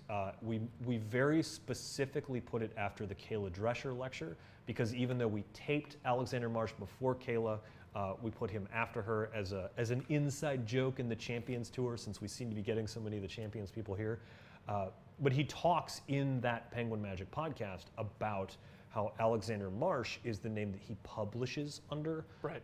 But his real name that he performs under, which is Alexander McAleer, is a little bit McAleer, different. that's what it is. Right. And that's especially if you're a working performer and you're starting to think about releasing material. That particular podcast episode, he talks about that dichotomy where he performs for stadiums of people. Yeah, that was a big tour. But he doesn't want those stadiums of people to be able to easily access his material, but he also wants to release that material to the magic world. Yeah. Because releasing magic tricks is a great way to make a little bit of money, but also he wants to share with the larger community, and he doesn't want that stuff easily accessible. Yeah. He's a very clever guy. Yeah. go get the Alexander Marsh Penguin Live Act, and I guarantee you, you're probably going to get silence afterward because you're going to get hooked. So Yeah. I just want to address the Facebook chat here. Erik Smearden chiming in again, asking, would you say this is good for the starter mentalist or someone who's been playing with mentalism for a while? And Josh Birch, again, Josh, thank you for manning our chat from so far away in Utah. This is more specific to stage mentalist, but there's going to be stuff in here that you're going to pick up to use basically anywhere. Yeah, he shows you a couple card tricks and things on there, but really everything is an example for this reveal method that he is talking about. You're going to need to have some, there's routines that are taught on there, but you're really going to want to have some of your own routines that you can apply these methods to. Yeah. Right? So this is one of those rare products Again, that falls closer get into the exact. performance theory realm, Yeah, a which little are bit. really, really important, but there's a lot of value here, but it's just hard to explain exactly what all of it is without giving a lot of it away. Exactly, and we don't want to do that to him because he's a good friend of ours and a good friend of the show. But let's move on to number 7 this week, which is one of my favorite things in the entire world, the Penguin Magic Maiden back marked deck. This is a brilliantly made, boldly marked, but still highly deceptive deck of marked cards. These are very, very openly marked. These were designed by Rick Lax as well as a number of other people. We've actually got a set of them right here. Nick is going to go man our overhead camera so that you can get a really good look at the marks here. These are very, very boldly marked, and we're going to take a quick look here. I tell people that these are marked 6 ways from Sunday, and I quite literally mean that these are marked 6 ways from Sunday because they're marked in 6 ways. This particular card right here is the Queen of Spades because they are marked there. They are marked there. There's a Queen and a Spade. They're also marked here, Queen and a Spade, and because these are symmetrical, there's also a Queen of Spades there and a Queen of Spades there. All of these are marked very openly. So there's the King of Spades, there's the 3 of Clubs, there's the Jack of Clubs, there's the 10 of Diamonds. If you don't believe me, look at that. That's the 10 of Diamonds. These are printed on the really, really nice double crushed stock. They're also traditionally cut so that if you wanted to do a Pharaoh with them, oh, come on, kids, let's see if we can do a nice table Pharaoh. Yeah, so you see how nicely they Pharaoh in the traditional sense. These are really great cards. They're the best cards. Yeah. I've been using these for years, and I know the question that a lot of magicians have when they see these, if they've never played with a deck that is this boldly marked before, is I can see those marks from across the room. Won't my audience be able to see them? And the answer is no. And I can prove that to you because how many of you saw me on Penn and Teller Fool Us? I think it was 1.8 million people watched the episode, another 2 million people watched the YouTube video, and I'm not saying that to brag about any of that because Michael Kent got 5 million and 3 million, like I'm not one of the most viewed. My point is 4 million people watched me use these cards on the internet and television, and a lot of people said stuff about my snap deal, my nose hair, the awkwardness of my elbows, but not one person mentioned the fact that I was using mark cards on television. I did the world's largest case study on boldly marked cards. No one noticed it. Well, the reason why these are the best, because before this deck of cards, a marked deck of cards cost about $30 for a deck. And for me personally, when I first started using a marked deck, I would only use it for like one specific routine. And then I would take that marked deck and put it in a card clip so that it wouldn't get damaged, right? These are $10 if you get one deck. Yeah. But if you buy a brick, which is known as 12 decks of cards, it's only $60 for the brick for 12 decks, which means they're only $5 a deck. $5 is crazy. For 12 decks, which is, we're basically talking about the actual cost of a regular deck of cards that you're going to buy at CVS or whatever. If you were going to buy any of the premium decks from anyone, let's say you were one of those people who was like, I've got to have the Monarchs, or I've got to have the Elites, or anything because you care about the quality of the cards. Because let's be honest, the quality of the drugstore deck has gone down in the last few years. I have a hard time going to Walgreens and just picking up a deck of bicycle playing cards because to me they don't Pharaoh right. They're pretty thick. I got to break the cards in. They don't Pharaoh correctly because they're not traditionally cut anymore. if you were caring about your cards because that kind of stuff matters to you, you're gonna spend $5 on a deck anyway, and these have all of those characteristics in addition to being great. And I've met a lot of people over the years that just maybe like if you're just getting into Magic, you don't understand. Well, why do I need 12 decks of cards? Yeah. I mean, we can laugh about that, but like I've met a lot of people that have Yeah. what, if it's only $10 a deck, why do I need 12? And you need 12. Let's be fair. Like $10 a deck is a heck of a It's good still deal. a good deal. Still a good deal. But the fact is that you can use this as your everyday deck. Yeah. You can sign them. You can rip them up. You can think fold them in half. what's and you really- don't have to worry. And right? if you need proof of that, I'm not sure if any of you watching here on Facebook or YouTube noticed, but the camera suddenly cut to me because Nick dropped those cards. Because I'm a professional. Yes. And then Nick picked them up and he's using them again, and Nick's gonna go perform with that deck because it's okay to get these dirty. Yeah, like, no. like Nick didn't. I have loads of these cards just laying around. I have a stash at home that I look at every now and then, Yeah. and I constantly ask myself, will that pile of cards last me the rest of my life? Because I only really want to use these. There's just no reason to not have a marked deck. If this was 4 years ago and you had dropped those cards right Oh, I'd be there would have pissed. been panic I on would the have stream. been. I would have been upset. Yeah, yeah. My old Boris Wild marked deck, great marked deck. Yeah. But $30, Yeah. and you can't prime them anymore. I Anyway, see Nick Popa in the chat here saying it's the only deck of cards I perform with. It's the only deck of cards I perform with. yeah, a lot of people. I also have a stack of these at home.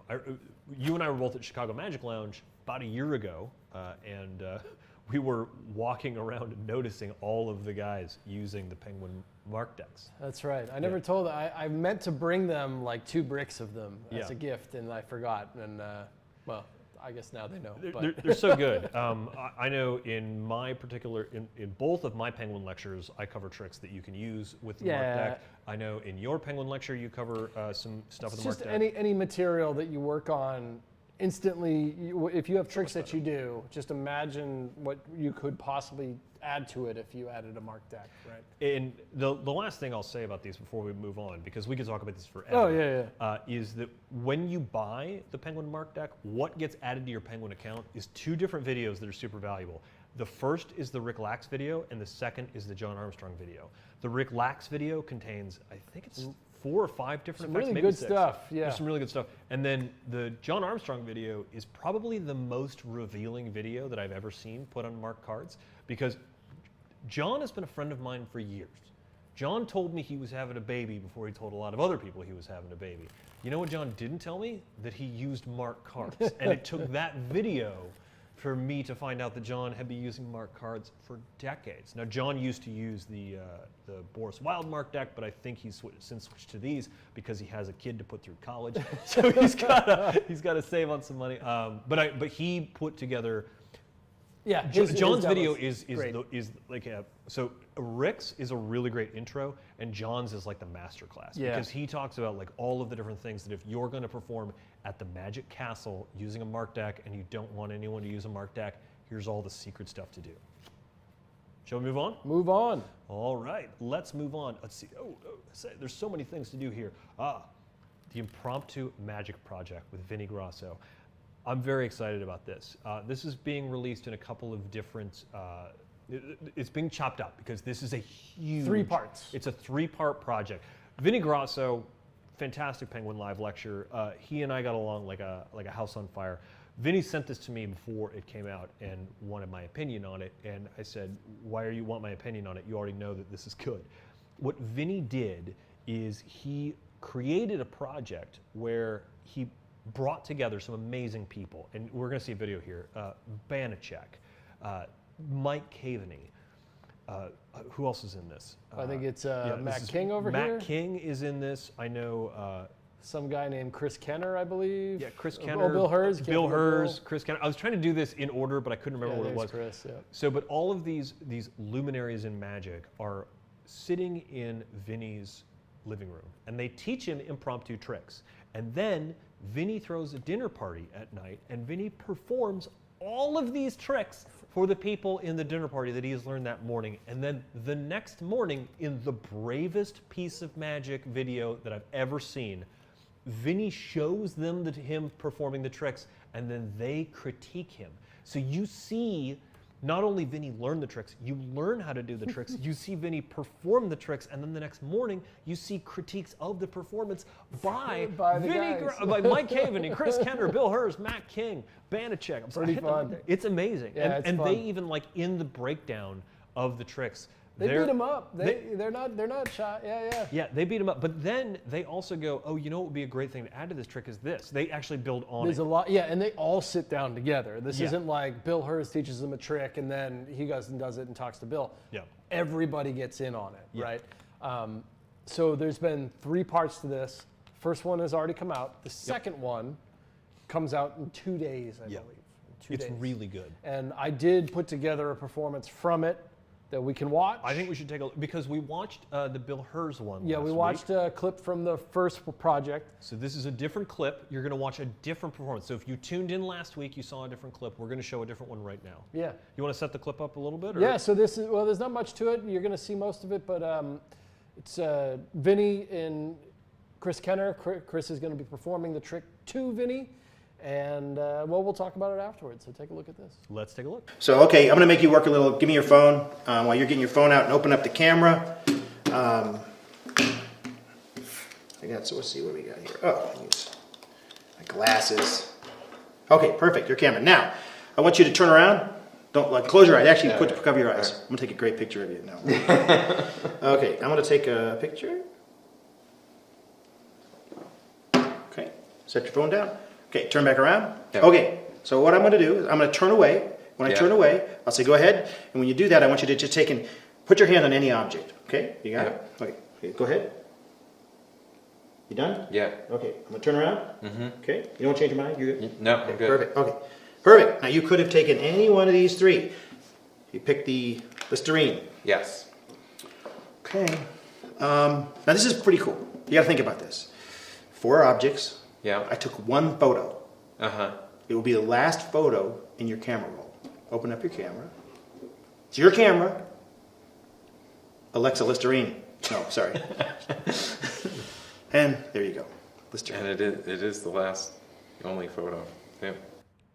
So that's a pretty direct miracle. I chose it because, you know, I don't want to really show too much of a performance that might have some things that you could see. This one had, you know, really no moves, or it looks like a true miracle on the screen, right? Yeah. Obviously, there's some other ways that this thing could go, but what a fun little trick to be able to just use your borrowed phone, take out some things from your pockets, and do a quick, like, mentalism piece like that. I think the real value in this is that you're learning impromptu magic, but you're not just learning impromptu magic, you're learning impromptu magic that Banachek does. You're learning impromptu magic that Chris Kenner does. Yeah. You're learning impromptu magic that Bill Hers and Matt King do. In fact, Chris sets this whole trick up by saying, look, I don't like to show people stuff.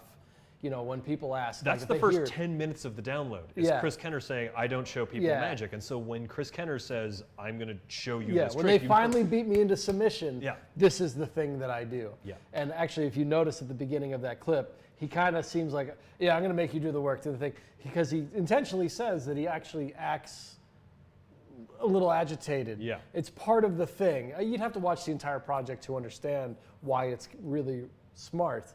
But that's what you're going to see. So he teaches it to Vinnie right after that, and then Vinnie goes and does it for a bunch of people. And then he critiques Vinnie. Yeah. In it. So super fun project. It's a really interesting thing. I remember Vinnie pitched me on this, where he calls me up and he goes, "Hey, can we talk about this a little bit? You know, I'd love to maybe talk to you on the podcast or something about it, because I really believe in this project." And then he started, you know, and people call me to do that with the podcast all the time, which is fine, right? I'm always hungry for content, always interested to talk to people about new things, because I want to provide great stories to the Penguin Magic podcast listeners. And then Vinnie starts telling me about this, and I'm like, no, Vinnie, we're not just gonna talk. We're gonna like really talk about this. This is super good. Like, I need to see this. This is really, really. I mean, great project, great people. Everybody that's on there is taught. You know. It's in Matt King's house, so if you want to see where Matt King lives. So that one they just saw, that comes out in 2 days. You want to get that. Of course, you can get a better deal on it. Looks like it's $50 for all three. I'm sure you can buy them individually. They're probably like 25 bucks a piece. So you all want to get the good deals. Yeah. Vinnie here. There's.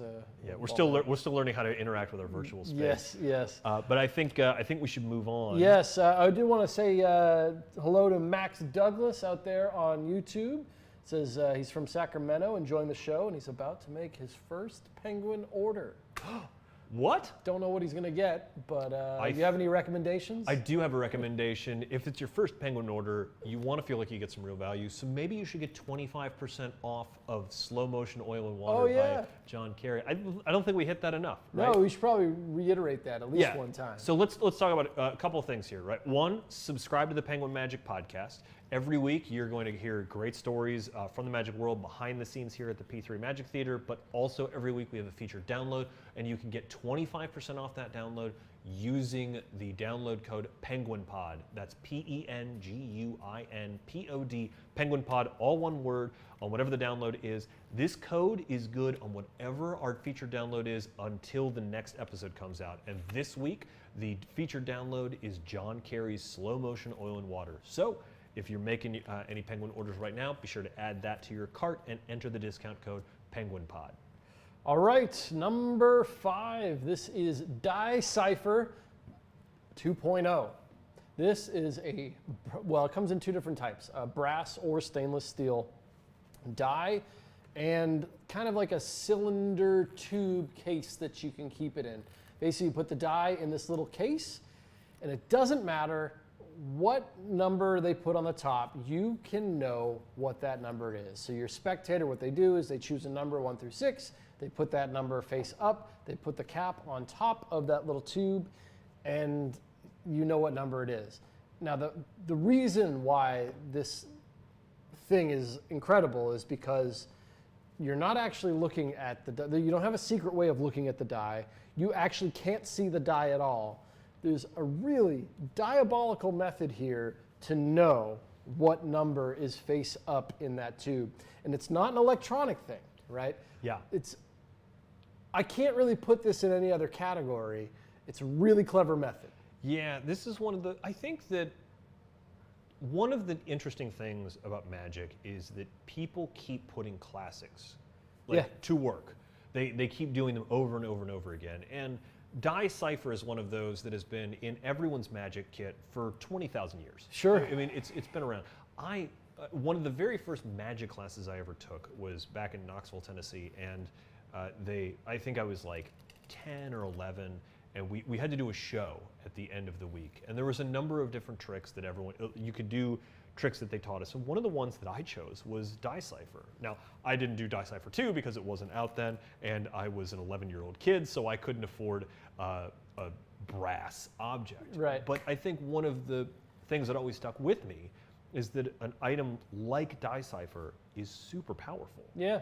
It's just, you can do it from over here. Eric, here, take that die, place it in the little tube, cover it up. All right, I don't want to see it. Perfect. Are you thinking of the number 4? Yeah. Right? Like, it's that good. And so I think something that is not a huge secret is that a lot of us here at Penguin Magic are big fans of the Jerks, the Jerks blog. And I remember there was a blog that he put out, it was a few months ago, maybe it was last year, but he talks about having Magic items around your house that people will comment on, and then you can do a trick. Sort of like items of interest, I believe is what he called it. Maybe I'm wrong. If you're a fan of the Jerks blog, I apologize. It's a really interesting blog. But he talked about having things in your house that people would be interested in it and want to comment on, and that would spark a natural way into a routine. And Cipher 2 is one of them, because you can put this on your mantle, or like it could sit on your desk, because it looks like something that it's just heavy, it's like, what is this? Like a heavy die? Like it's just got a great secret behind it. This is one of those things that it's not just a great secret, but if you're ever looking for, maybe you work in an office, right? Like, we haven't worked in an office in quite some time, but maybe you have someone in your house, right? Like, Cipher is something that I would put on my mantle. Right. Right. So one of the things that I have a puzzle that I was given to me by Nick Locapo that Leonard Green brought, and that puzzle is set on my mantle, and it's definitely something that has lived on my mantle for a long time. And as people come to my house and we entertain company, they will sit and they will ask about certain things. And this Leonard Green puzzle is something that people will ask about, and then I can give it to them. And this version of Cipher is something that could easily go on your mantle, and people will ask you questions about. And it's a great organic way to get into Magic without it. It's real. I love performing for Magic for people where they're asking to see the secret to something, or they're asking for a story that you can sort of give to them in an organic way, and you don't have to go into some contrived situation. I mean, you can obviously use it for a variety of routines. It's a way to get a number that somebody's just thinking of. It's going to come with a download with Rick, and he's going to show you some tricks you can do with it. But overall, it's a great piece of Magic to own, just as a prop laying around, but it's also got a lot of utility because you're going to be able to divine a thought of number. Oh yeah. So yeah, Cipher 2, well worth putting on your mantle, putting on your desk, putting in your show. There's some real. It's a really solid piece of Magic, and this is one of those things. And it's going to last you forever, right? Yes. Yeah. It's not. This is a heavy duty piece of equipment there. Should we move on? Yeah, let's move on to number 4. 4 this week. So I'm running everything. Well, we got to get ready for the next one too. Yes. So I'm going to talk about this a little bit, and then I'm going to disappear, and Nick's going to talk about this. But this is Pinnacle by Russ Niedzwiecki. This is the king of ring and rubber band routines. This is an amazing effect that you are going to want to do, where you take a borrowed ring and an ordinary rubber band, and they pass through each other, strand by strand. Yeah, so you borrow a ring, you can bring out your own rubber band or borrow one, and you're going to be able to link the rubber band on one strand, then onto both strands, and then make it melt off of one, and then finally back off the second one as well. You can see how good the visuals look on here. Absolutely awesome looking stuff. Oh, that is the wrong camera. Let's cut over to me. So Russ Niedzwiecki actually put this out, I think back in 2003. This is a routine that he's been performing for 20 years. So, I think for $10, what you're going to get is a download that has a history to it, something that works. I'm not saying that everything that gets put out these days is some half-baked idea, but what this is somebody's life's work baked into one download. All the moves are within anybody's skill level. There's nothing really difficult here. If you're familiar with rubber band magic, there can be some twisting of the band and some ways of getting in and out of things that I'm sure you're familiar with if you've performed with rubber bands at all. But anybody can learn how to do this routine, and once you know how to do it, it's something that you can do for the rest of your life. For $10, it is a absolute steal because, again, it is something that you can do forever. Erik, like we just mentioned, we're getting ready to bring in, hopefully, a guest coming up here. So I'm just going to move on to number 3 on this week's top 20, which is the, oh, sorry, Erik, I got you over there. No worries. The FPS Wallet. This has been a quite the conversation starter lately on the internet. I feel like everybody has been talking about what they are saying is the ultimate card to wallet. And I do have one here to show you what is going on with this. All right. So Brent was nice enough to send me a FPS wallet. Let's take a look at it.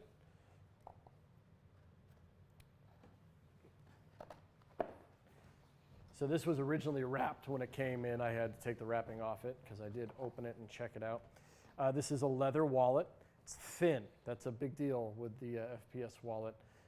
It also comes with a money clip, space for your cards, and looks like another pocket here. And then, so it's not going to have like the reason why it's as thin as it is because it's not going to have like the bifold section. You're going to be using the money clip to handle your cash. And then this is where the action's going to happen. If you're not familiar with card to wallet, it's basically you can have a card signed. I don't know if I have, where's my little no way card? All right. Card signed, typically you're going to go into maybe like an ambitious card sequence, and you'd have your wallet in your back pocket. I'm just going to go ahead and off camera put this in my pocket. Hey, Nick. Yeah? We are going to bring Brent Braun on. Oh, we have actually somebody that can do it. We have him right now. We are all we're gonna bring him on and Bring him on. I know this guy. Oh, What's man. up? Is that Brent? That is Nick Locapo. How have you been, sir? Very good, everybody. This is Brent Braun coming to us from the JV Magic Shop in New Albany, Indiana. And you just got done with the unconventional convention, yeah? Yeah. We just we're still hanging out, right? We'll probably be hanging out till the wee hours of the morning, like a real convention. But yeah, it's been fun so far. It's been a good day. All right. I think we might even hang out at the unconventional convention after we get done here. We might say hello to you guys. Yeah, you should. It's been exhausting, right? It's like a regular Magic convention. You think because it's Zoom, it's not going to be as hard on your body, but I'm 7 Red Bulls in and exhausted. You can sit down at the unconventional conventions. Nobody's going to know that you're sitting. No, we there. can't. Brent Braun never sits at a convention.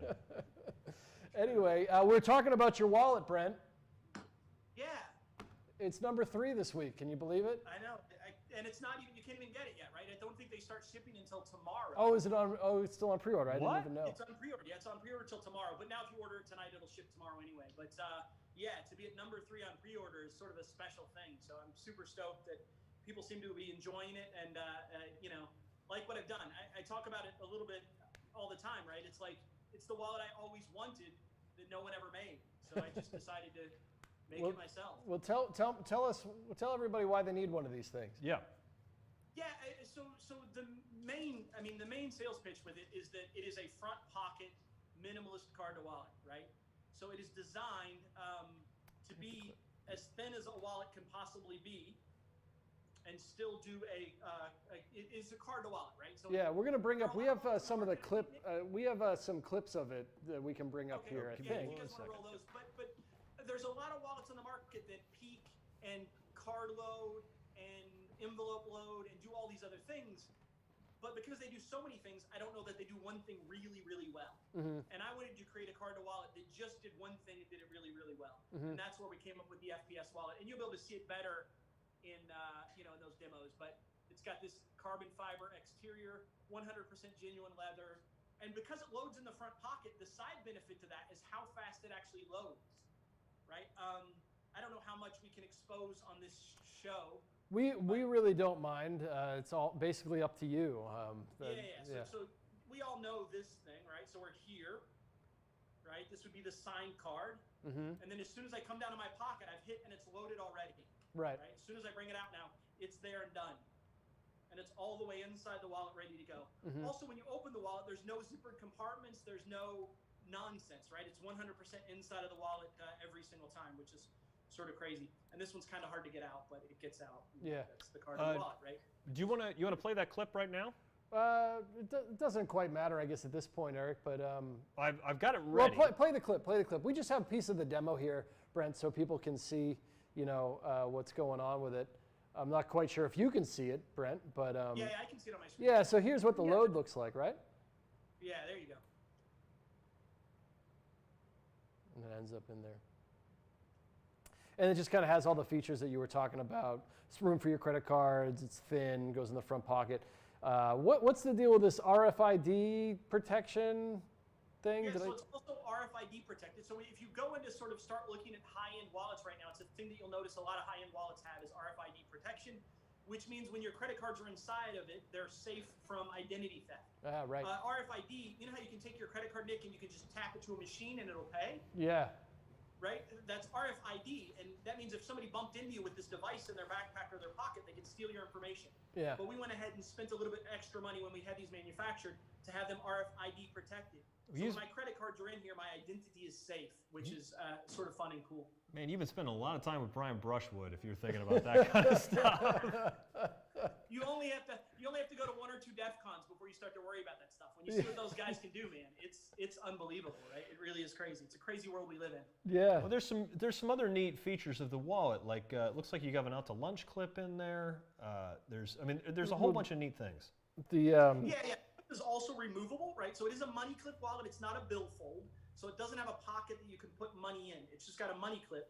But if you want to make it even thinner, if you're only carrying credit cards on you, you can take the money clip out, and then it becomes so thin that it's ridiculous, right? It's like There's no thickness to it at all when you do it that way, which is sort of super crazy. And you were playing with, I'm sure the instructional video comes with a lot of different ideas, right? Like, are you teaching full routine? Tell me what's on there. 5 or 6 different routines. 3 of those routines are no palm routines, right? One of the things we get in the shop all the time is people watch that demo and they go, I can't load it that fast. And I go, well, that's because it takes practice, right? I'm not going to lie to anybody. It does take technique and practice.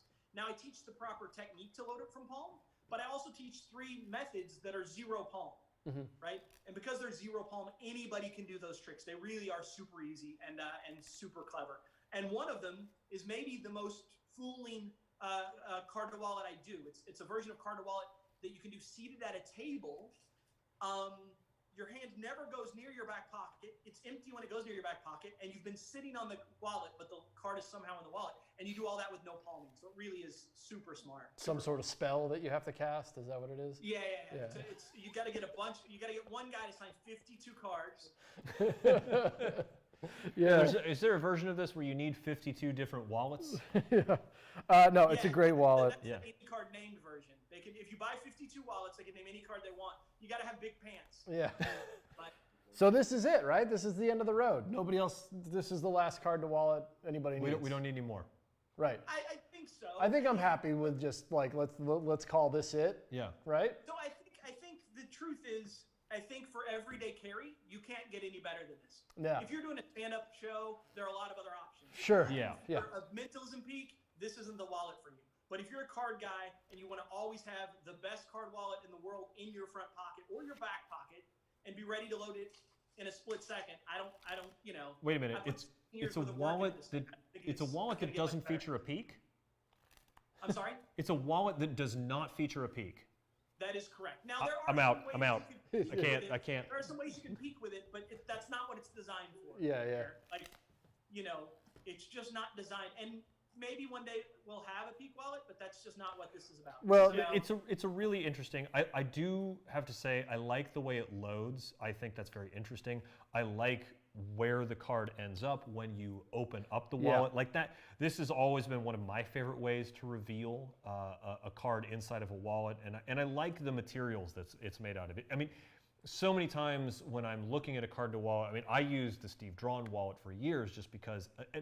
Only because it felt like an actual wallet, and I feel like this is definitely in that. Yeah. I mean, in addition to the fact that you've advanced a number of other things and made it a very practical wallet, the fact that it feels like a real wallet is a big plus in my mind. Yeah. Yeah. It's great. Here's Very good. another thing that I think is interesting about it that was a small detail, but as I started to work with card to wallets, I discovered these sort of things. So if you look at the front of the wallet, you'll see there's that little hole slit in the middle of the ID compartment. Yeah. That's actually there so that you can adjust. So that if I load the wallet, the card, and it doesn't go all the way into the wallet, all I do is not show the back. When I open it up, my thumb hits that slot and pulls it all the way in. Yeah, that's really nice. Yeah. So that's there for a specific reason. Because now all of a sudden, you know, sometimes with those other card wallets, if it doesn't go all the way in, it Right. won't come out where it's supposed to come out. Yeah. Right? Because it's not in the ID compartment entirely. It's not inside the compartment entirely. So this is that last minute section where if it's hanging out, I mean, it would never hang out that much. But all I'm doing is I go to show it, my thumb's in there, and I'm just rotating the wallet around, and it loads it in. So they're just really clever things like that that make sure anybody's able to do it. You know. And I don't know if on the I know you had shared a couple things with me before this came out about like, didn't you have?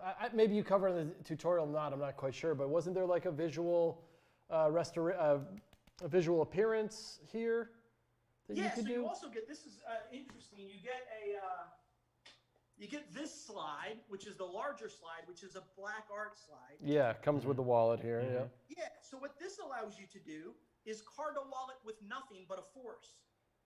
So this Right. Let's show you guys how this works. So I can show the wallet empty, and there's already a card in here that I'm about to force. But because of black art, it looks like it's empty. When I go to put this in my back pocket, my thumb goes in and steals the slide out as I put it away, and then ditches the slide into my back pocket. Now I do my favorite force here. You look at that card, I show my hand's empty, I take my wallet out, and in the wallet you just saw empty, there's now a card. Yeah, really cool. Well, Really clever. Really smart. We're about out of time, Brent, and we know you need to get back to the convention, but you did bring something up, and we have to have this answer before we sign off. You said you can do this with your favorite force. Brent Braun, what is your favorite force? So in this routine, I actually teach an old Annemann idea, which involves a short card and some Tait. But it not only, you riffle to the card, they look at the card, and not only does it force it, it also makes it disappear. That's dope. All right. Which for this trick is super strong, right? You see my empty wallet, you see this card, you see that card's gone. Yeah. Where did it go? You take out your wallet, 2 + 2 is 4, you're out. Yeah, the question is, though, what is your favorite force? Is that one? Is that it? Or The crisscross. oh, crisscross. For sure. Crisscross. 100%. No doubt.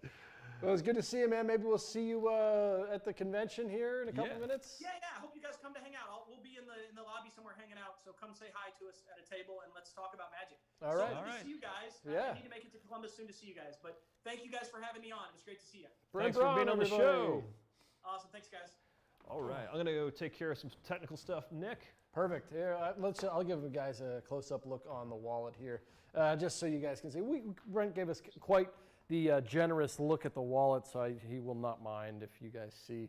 This is the slide that he was talking about there. So this is where the card is going to end up. Essentially, anything that goes in the back side of the wallet here will end up in the compartment. And this is the utility that's going to make that happen. I'm not going to go through the mechanics of it, but essentially, if you guys know what card to wallets, how they typically work, you're going to be familiar with how this works, which has made it it's why everybody's really excited about this wallet, because it does appear that every little great feature about card to wallet that people have enjoyed have been jammed into this one, and I'm excited to have a new card to wallet that we can mess around with. I think Brent did a really great job putting this together, and, Good. and I'm excited to play with it more, and I'm excited to see what other people do with it. We're closing in here on number 1, but let's move on to number 2. Long show tonight, right? Oh yeah, this is, it's funny when we have to run everything by ourselves and we don't have Nick Popa to just crack the whip and move us on. We talk forever. Yeah. I hope Chris Merrick is watching this, because I know our long shows are the ones that he likes. Yeah, when yeah. we go way off topic. Let's move on though to number 2. This is something I'm super excited about. This is Avernetti's Mental Die, not Mental Dice. Mental Die. This is a very exciting follow-up to the Mental Dice release. This is a single die and a thumper. What's really cool about this is not only is the price a little bit more affordable for those of you who are interested in an electronic die, but also want something great. It also comes with a thumper. This is a really interesting. Well, let's look at it. Yeah, let's take a look. And so I think the most important thing we're about to find out is last week on the show, Nick said he was buying this, so this is Nick's buy it. very own Mental Die. But I was curious about the packaging. Yeah, because the original Mental Dice packaging lights up, makes a noise, Yeah. fog rolls out of it. Yeah, no, there's... It's an amazing piece of packaging. Before we open it, there's some people to shout out here. Yeah. Mix of Tricks. Magic Orthodoxy hanging out in the YouTube channel. What? Yeah, the man over there. We're big fans of Magic Orthodoxy. We really are big fans of Magic Orthodoxy. Yeah, Clifton Forbes, YouTube chat's heating up over there. Yes, I was very excited about this. They had the Mental Dice product, which was great. Yeah. I hadn't pulled the trigger on buying it because I didn't really have a use for the 3 die. I didn't even know they were going to make the single die, but that's what this is the 1 die. And the backstory here is very interesting because they were working on the thumper, a way of physically telling you what is going on with the die rather than a visual cue. And they were working on it and coming out with it after the main Mental Dice project, and they said, hey, for the same price, let's throw in a 4th die that is also compatible with all the other stuff. Yeah. So this is a great single item, but if you already own Mental Dice, this is an excellent add-on. Let's take a look at that. So what we're talking about here is an electronic die that people can roll, and you will know what number it is. Murphy's has been going all out on this packaging. This box, super high quality. Yeah.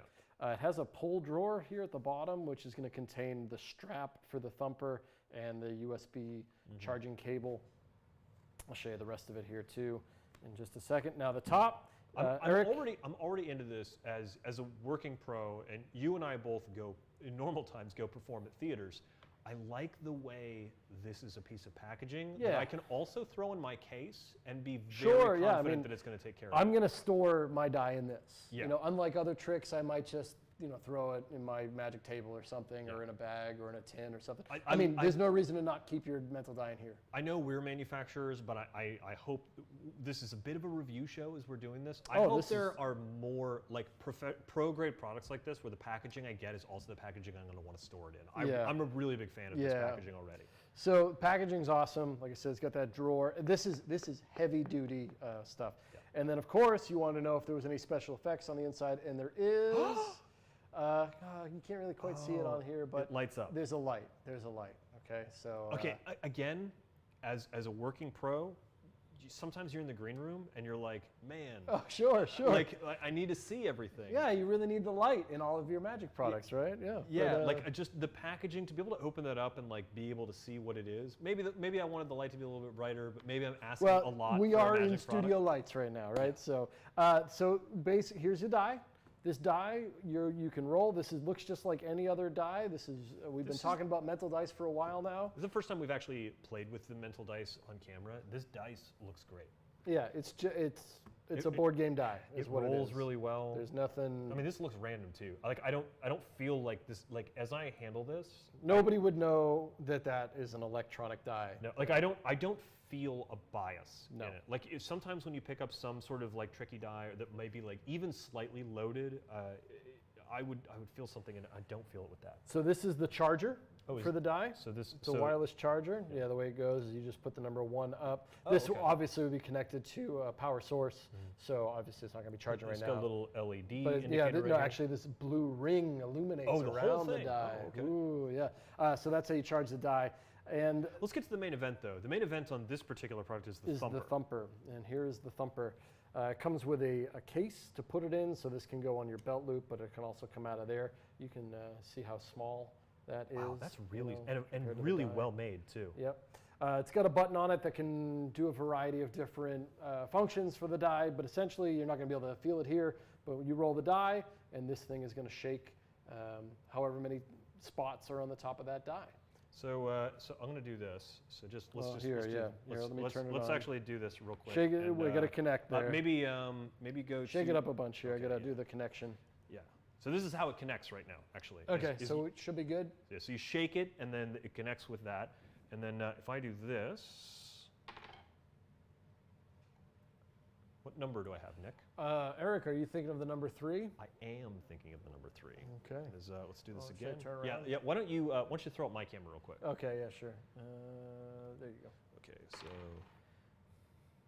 Nick, what number am I thinking of? Oh, you're not thinking of much. You're thinking of the number 1. That's it. That's number 1. Right So there. obviously you never do this routine. This would be a bad routine to Are do. you? Wait a minute. This is what I was going to do in Utah. Yes. But as a man, I don't even know what I'm going to use this for yet. Yeah. But as a supplemental piece to a larger routine, using this as just a non-moment, like, hey, roll that die real quick, and to know what number the spectator is thinking of, where they are convinced that there's no way that you could know.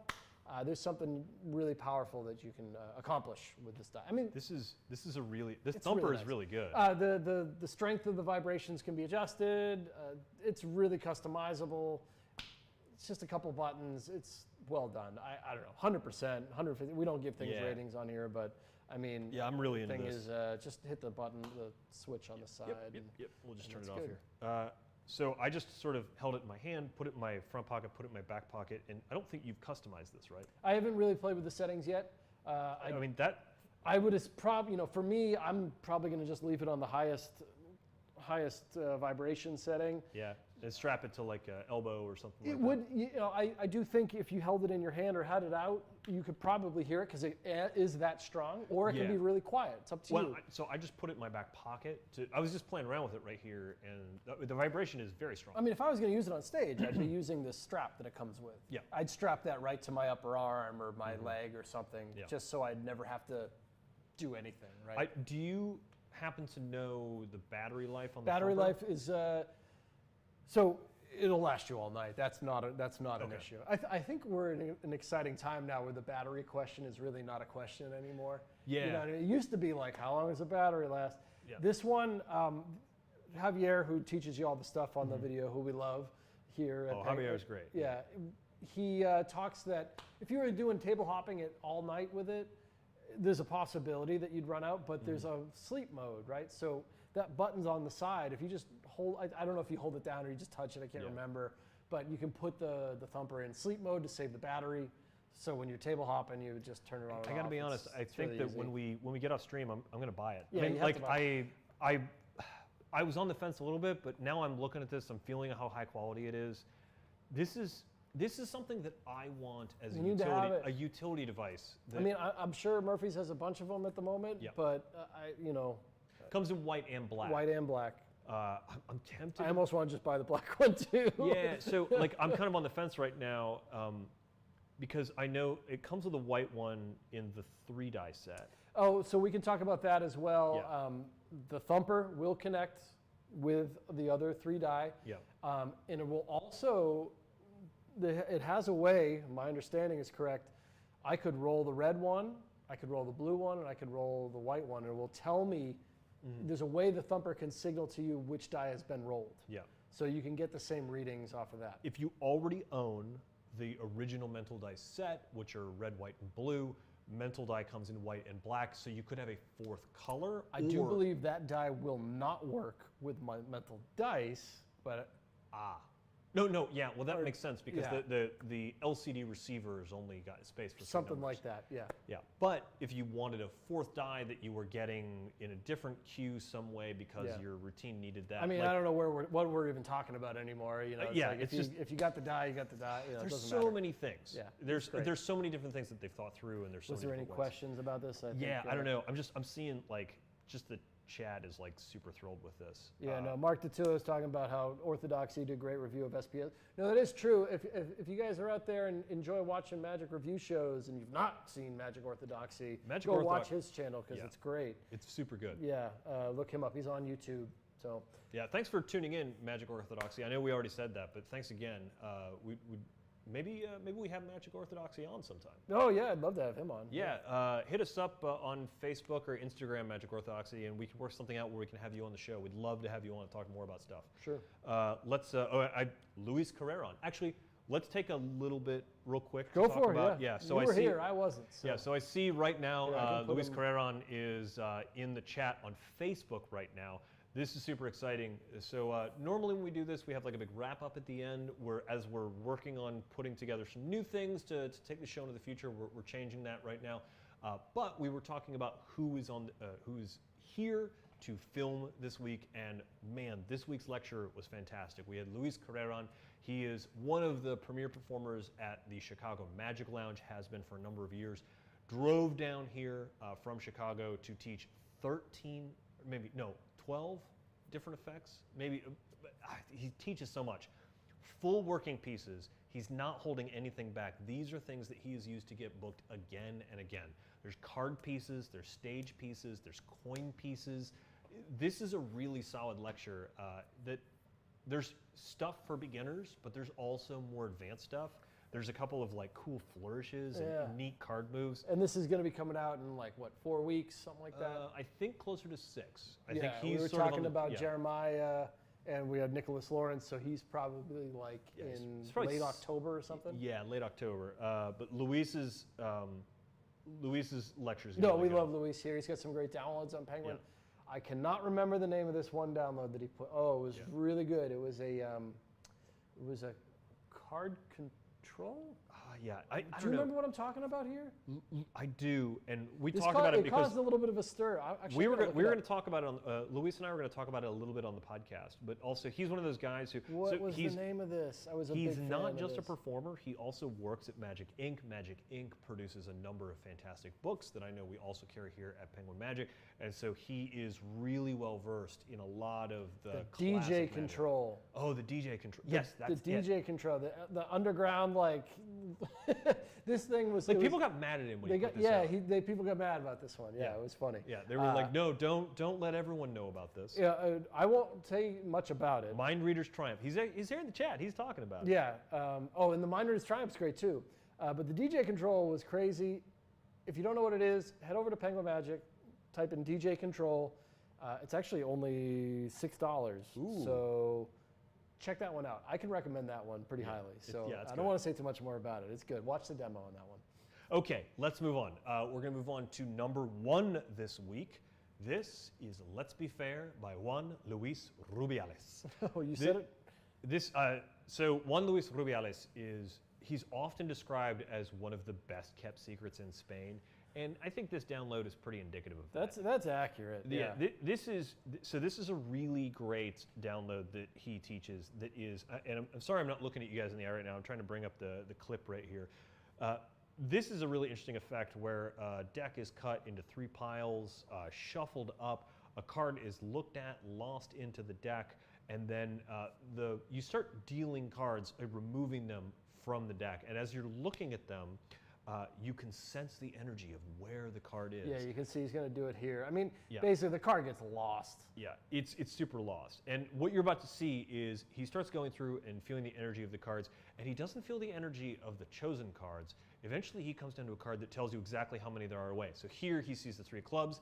That tells him that there are 3 cards between that card and the selected card. He deals 3 cards, and the 8 of spades is that guy's selected card. I think what doesn't come through in that clip is how flabbergasted that guy was. Yeah. Because when you sort of watch the full thing, the guy is like, I don't know how that worked. That guy was like kind of low key, but if you watch the full performance inside of the download, the guy is like, you're a witch. Yeah, well, I had to chop that one up. Yeah. Because there is process in the trick, but the funny, like Luis is just, he's such a character. Yeah. There's so much byplay and comedy that's going on that like the trick like took forever. Yeah. There's so much going on, but there's just a lot of laughs in between. But the trick itself is really easy to do. There's no sleight of hand involved. It's not one of the, it's like we said, it's process heavy, but when we say heavy, we don't mean heavy. I mean, But it's why like, is this really here, right? It's because the method is something different here. Yeah. There's something different going on here. The process is interesting, and the method is one of those things that is very highly, it's very Spanish magic. This is definitely like, Juan Luis created this and developed this based on something from a Spanish magician that was very famous when he was young, and Juan Luis took Rubiales, as he called himself, because he doesn't go by Juan Luis, he goes by Rubiales. He gets introduced as Rubiales.